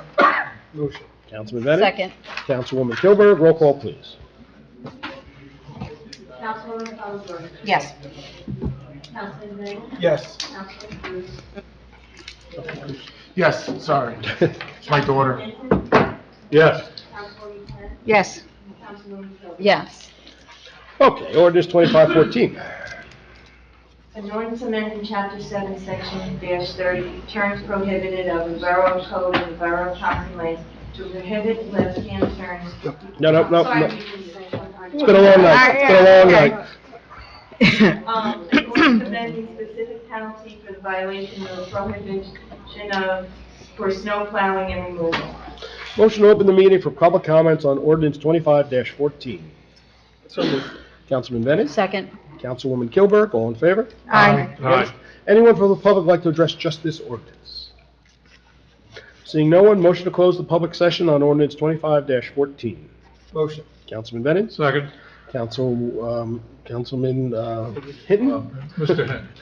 Councilman, no council. All in favor? Aye. Against? The motion to approve ordinance 25-14 for final adoption. Motion. Councilman Bennett? Second. Who was that? Councilwoman Kent? Councilwoman Kent, roll call, please. Councilwoman Ellsworth. Yes. Councilman Bennett. Yes. Councilman Cruz. Yes. Councilman Vincent. Yes. Councilwoman Kent. Yes. Councilwoman Kilburn. Yes. Okay, I'm going to keep my report short because it's been a very long night. I'd like to make a motion to appoint Paul Basanti as a business member to the Pompton Lakes Prevention Coalition to fill an unexpired term of 12/31/25. Second. Councilwoman Kent, all in favor? Aye. Against? Okay, under my report, I attended the swearing in along with Councilwoman Kilberg of our fire department. They had a great little ceremony over in Oak Ridge. It's, as I said there, people forget the time and energy these volunteers, they don't get paid, put in to protect our homes when the call comes. The calls don't come at 2 o'clock in the afternoon for the most part. They come at 3 o'clock in the morning. And they still jump out of bed and protect us. So we got to keep that in mind, that we have a volunteer fire department and ambulance squad that go way above and beyond. So I thank them for inviting me. It was a great event, great food. We had a great time there. I had a meeting with our fire chief, seeing what he was looking at as the new fire chief coming in, his interest in things he'll be looking at doing. I attended the a wine tasting for the school. What was that? The Pompton Lakes Education Foundation. Great event. They raise money for all the school programs separately from the school itself. And I can tell you, as having a daughter who's a teacher at middle school, she needed certain types of computer equipment. The SWEF paid for that equipment out of their budget that they have separate from the school. So it's a great organization. They raise money freely from the residents here and thank you to all the residents that showed up. There was about 50 of them, and it was a great time, had a lot of fun. And that is my report. Council President Polidori. Thank you. First, I'd like to thank our borough administrator for all his hard work on the budget. That was an outstanding presentation. Very easy to understand, very well laid out, very well presented. Thank you. Thank you very much. And I just want to remind everyone real quick that the Prevention Coalition has their Diamond Classic coming up on April 5th, as well as the Walk for Hope on May 18th, so please mark your calendars. I've also been working with Ryan, and we were able to bring in a member of Open Space who does work professionally with grant writing to assist him on drafting the final version of the grant request that he's doing a good job. He's doing it on his own. I think I have to work with him to get some commitment letters from 2 of our departments. Maybe you can help me with that. Got it, thank you. And then I think it's due next week, so he's wrapping up the last little bits of loose ends on that. So, and that is my report. Thank you. Councilman Denny. Thank you, Mayor. I attended 2 Board of Ed meetings. I'll defer to Councilman Cruz for the details. A lot of good stuff. I want to thank the Borough Administrator, our CFO and Auditor for the great job on the budget. I know that with the rising healthcare costs, to be able to offset that was tremendous. And lastly, as some of you know, I'm a robotics coach, and I want to congratulate and wish luck to the Steel Magnolias robotics team on advancing 2 states. We'll be competing this Sunday down in Hillsborough, and that's my report. Thank you. Councilman Cruz. Thank you, Mayor. I attended the Board of Ed meeting, March 4th and March 11th. For the March 4th meeting, some of the items that were discussed during that meeting, we had 16 CERT high school graduations that were recognized at the meeting. Each received a certificate of program completion from the CERT coordinator, Deborah Ross. And I didn't know this, and this is a good tidbit. Only 3 towns participated in Teen CERT: Clifton, Passaic, and Pompton Lakes, which is awesome. Okay, and I'm hoping that's going to continue to grow throughout the state. There was also a presentation by Dr. Jane Tanis. She gave a presentation on the language instruction educational program. This program establishes a bilingual program wherever there are 20 or more multilingual learners in any one language classification in grades K through 12. So, for example, Spanish, where English is your second language. Right now, for example, we have, and just to give you some percentages, so as a percentage of the district or the town, or well, really the district for the kids attending, Spanish is 88%, Arabic is 4%, Mandarin is 4%, and other is 4%. That comprises what that program obviously offers, where English is your second language. For the Board of Ed meeting on March 11th, I'm happy to say that there's a couple of things that are moving along. We got the PLHS HVAC system upgrades. That's moving along. Payments have been made now to the contractor. Lakeside Bleacher Project, first payment has been made. We're going to be moving that along, which is awesome. Also, the tentative budget was approved. Now, there's a few, I think, I wish everybody would have stayed to hear this because this really applies to everybody. So the Board of Ed, along with many Board of Eds, are suffering right now from a decrease in funding and higher healthcare benefits. So with that being said, the Board of Ed is proposing a 3.5% tax increase, okay? And it's on the tentative budget right now. I'm not sure if that's going to be the final number. It's a high number, and it's traditionally at least probably 1.5% over historically what they've done as far as what they offer as a tax rate. And this is something they've worked through, but the cost of healthcare, obviously, and the reduction in state aid is creating issues for all districts across all our towns right now. So hopefully, that will not be the final number, but I just wanted to get that out there. They're looking to possibly schedule a meeting. So the final budget has to be approved in May. They're looking in between now and May to possibly schedule a meeting open for the public, so they can further explain the decisions that they made leading up to whatever percentage will be the final percentage. I know an easy reason is I didn't see it. I didn't do this, I didn't do that. I recommend everybody on a regular basis from now until then, check the district website. The excuse that you did not know or were not aware should not be a reason for you not to take the extra steps to check the district website. I'm letting you know here. They're also going to have it in the notes for the Board of Ed meeting that they're going to post if they haven't done so already. So please make sure you follow through. If you're curious to know why it's being done, what the final percentage is going to be, it will be part of my report. But an informed resident can, obviously voice their concerns during the meeting. And, it's the new world we're living in right now. Okay, so that'll do it for my report, man. And, it's hard to hear that high number, but we also have a great school system. Yes, we do. We're, for a small little district that we are, we really pump out our students, and there's a good history as they leave. So it works both ways with that. I understand they need funding, just like we're going through the same situations. But at the end of the day, we have a good school system. Councilman Hinton. I attended a meeting on the 19th of February for the MUA. They're just continuing to work on the smell on the south end of town. Any answers? No answers, they're just continuing to work. So, we hope that they solve that problem. Attended a senior meeting on the 20th. Seniors are just planning their trips for this year and getting organized. Everybody is fine and healthy, so that was good news. Then I went on vacation for a week, and we're happy to go see the Yankees. They did good to the 2 games that I went to, so that was pretty good. But I want to read this from the trends that I came across on March 5th. On March 2nd, it was a historic day at the high school winter track state meet of champions in Ocean Breeze Athletic Center in Staten Island. Owen Keating from Pompton Lakes High School joined his sister Emma, the 2023 champion, as the first brother-sister duo in North Jersey history to win titles at the state meet of champions. So I want to congratulate the Keatings and Owen and his sister on a fine job. Both two good athletes there. So that's my report. Thank you. Councilwoman Kent. Yeah, thank you, Mayor. I also want to thank Michael Corelli and the gentlemen that were with you on the budget. It's very easy to read, and I like the binder with my name on it. And so, but more important that it explained, how we went from last year to this year and how the rate changed. And, we'll see where that goes, but thank you very much. I also want to thank Mrs. Castanelli. She's the chairwoman of the Shade Tree Commission. She's a very hard worker. She's also a member of the Chamber of Commerce.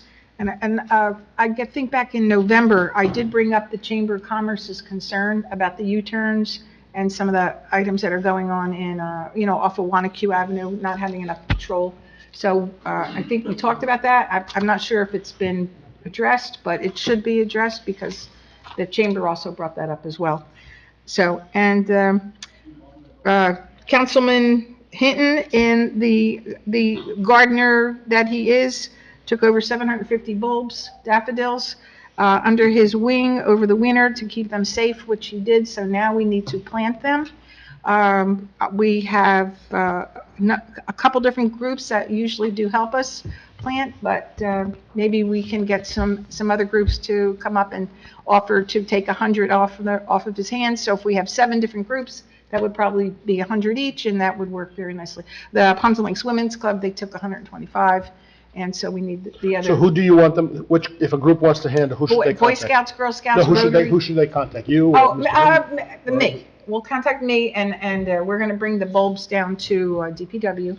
We also have we have 10 trees that we're going to be looking for homes. I think we have We have homes. We might have a spot talking with our Yeah, we're going to work with, and the Shade Tree Commission has the list of people right now who want trees, but there may be more, so there may be more trees. Yeah. That's not the 10 trees. No, these are, yeah, but we're going to go through you. We're going to go through the Shade Tree Commission anyway.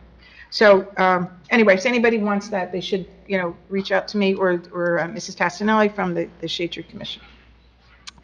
I did attend, and then the Shade Tree Commission is going to have their annual Arbor Day essay contest at the schools, at the elementary schools for grade 5. And it's cute, and they write a little essay about their interaction with a tree of whatever, from maybe their child, of course their childhood because they're children, but they write these essays and they send it in. Both Lincoln and Lenox School principals have said they're going to be coming in, and what happens is they will pick the winners. We read all the essays. And and then we give them the presents and their prizes from here. And that would be in May. We haven't set a date yet. We haven't set it. Oh, we haven't set it. Did you set a date? Maybe you did. I haven't heard. Was it April? I think it was the second meeting. I'm not, All right, well, Yeah. I'll report that. Oh, I said yes, right? Yes. Okay. I don't remember. Well, I'll report it at the next meeting to make sure we get the right date. I'm pretty sure it's the second meeting. I think it was, but, Yes. Okay. I'm pretty sure. Well, I'll definitely report it next meeting, so we get the right date, right place. Done. Okay. I also was a part of paying the bills for the town, and the CERT, in addition to what Councilman Cruz said about the CERT and the high school students, taking on that responsibility of helping out when we have emergency issues, the CERT is also having courses right now. If you're interested, there may be some positions you could let me know, or Deborah Ross, because the courses are at the first aid squad. So if anyone's interested, let us know. And that is my report. Thank you. Councilwoman Kilburn. Mine will be really fast. The Flood Advisory Board meeting, the last one was canceled, and I did attend the installation dinner for the fire department. It was a beautiful event, and thank you for inviting me. And congratulations to everyone on their new positions. I would just like to say something. You know, I would find it very advantageous for anyone who's bringing a project, a redevelopment project, or anything else in this community to want to explain it to the council, because it is our job to vote on it. The redevelopment board, they're volunteers, just like, you know, they're people from the community, just like we are. And they're not all engineers that sit on there, but they vote on the project and then want us to vote on it. I just didn't think that, you know, some of the comments were warranted. I think we need to understand something. And no, there are no stupid questions. Nope, That's I agree. just- Okay, Thank you. Attorney report. I have nothing. Administrator's report, which I know it's going to be very short. Thank you, Mayor. All I have to report is that the resurfacing of Dawes Highway will begin on Monday, April 14th. The first 2 weeks will consist of drainage improvements, followed by 4 weeks of concrete work, and we're anticipating milling and paving during the month of May. Further correspondence will be sent to all of the residents, so thank you. That's all. Any questions for the administrator? Just one question. Sure. Do we have a status on the flashing stoplights? Oh, yeah, I forgot to ask you that, actually. Around The I church. think the church, and I think also by Lakeside School When as well. Councilman DeLine was here, we had worked on a program with the county to get a flashing light at the church on Ramapo, and the county agreed to put it in. But as Councilman Cruz brings up, I haven't seen any work on it, obviously. The one by By the Christ Church? Christ Church, yeah. For the crosswalk? Crosswalk. Is there one there? Is there one? Okay, well then there's one there. There you go. Now, the other one was by Lakeside School. The truck was to place one over there because of the four-way stop sign. You're talking about the flashing stop? The flashing stop signs. The flashing stop signs. Yes, we had looked into that. That's what I was referring to. Oh, I'm sorry. The Okay. flashing stop signs. We had looked into that with our budget, but after receiving the grant from the DOT for the resurfacing of Lakeside Ave from Van Ave to Jefferson Ave, we decided to save costs and include it in the project, which will happen next year. Thank you. You know, just to save costs. That's okay. And I'll be able to give the Board of Ed an update because I know they had. Okay. Thank you. Any other questions? I just want to Go ahead. just follow up on the grant that you just mentioned, Michael. That includes the guardrails? It does, yes. Yes. Okay, thank you. And I had a question for you about the lining on Hirschfield Street, but I guess you'll take time to check into that. Thank you. Councilman Hinton was questioning the striping on one of our newly resurfaced streets. I did confirm with our project engineer late this afternoon that it was done satisfactory. So I'm happy to go out there and look at it with you in person to see what you're seeing, and maybe we could coordinate further. Thank you. Any other thing? Okay. Workshop. Thank you, Mayor. I'm in receipt of a request from the Superintendent of Public Works to slightly change our recycling schedule here in the borough.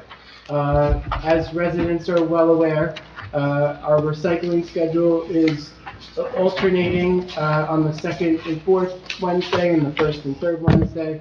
And on occasion, we have what's called the free Wednesday, where there's no pickups at all.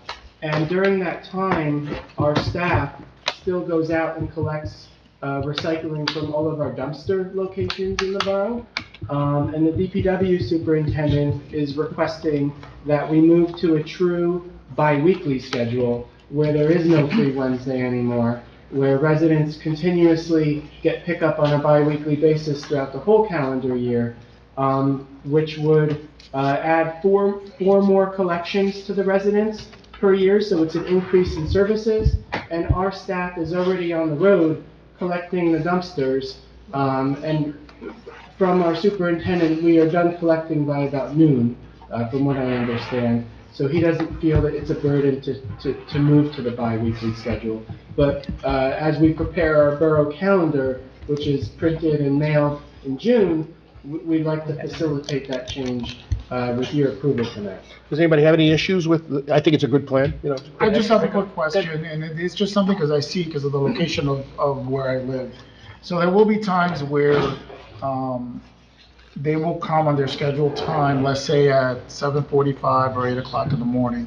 And you know, it's a sizable truck on Romaine Avenue, which has created almost a deadlock of traffic when they come in at that time, because at that time, parents are coming to drop off their kids at Lakeside, and also to make the right to go to Lenox if you're on the street. And the times vary, so I can't say it always happens.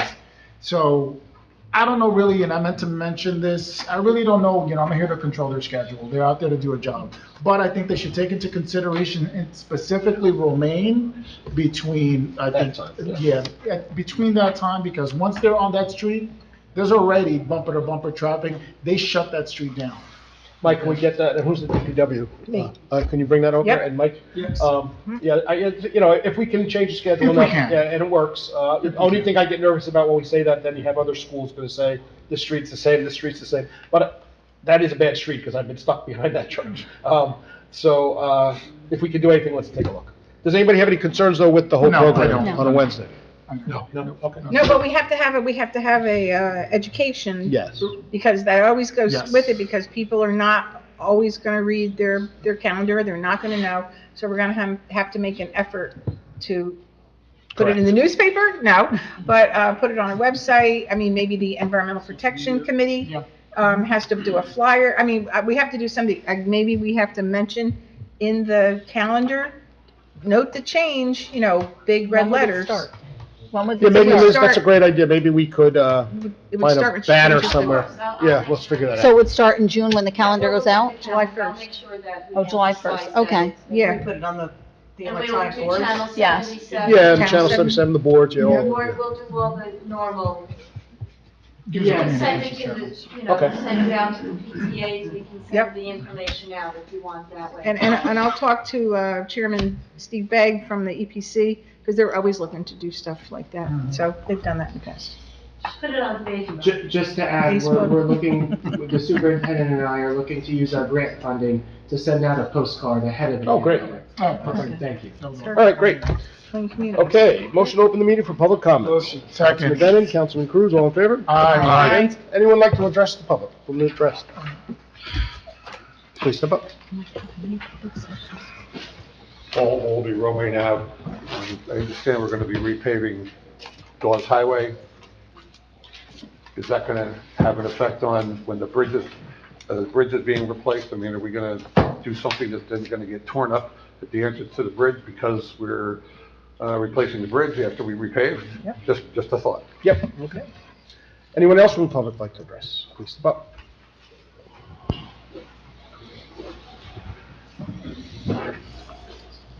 J. Trumparo, 130 Leach Street. Just a little bit confused. We had, this camera thing's been going on since last year. I've asked plenty of questions about it at multiple meetings, and it was just in a quick thing with really no discussion. And I've watched these guys go through countless ones, and I think their ideas are pretty good. I'm not worried about the cameras. I support that fully, but $190,000 is a lot of money. I've worked in telecommunications over a decade. I've owned a business in it. I have no idea how you're charging 33 cameras for this amount of money. Amongst what the infrastructure is going to be, for how do we get power, how does it communicate back, all the other things that go with it.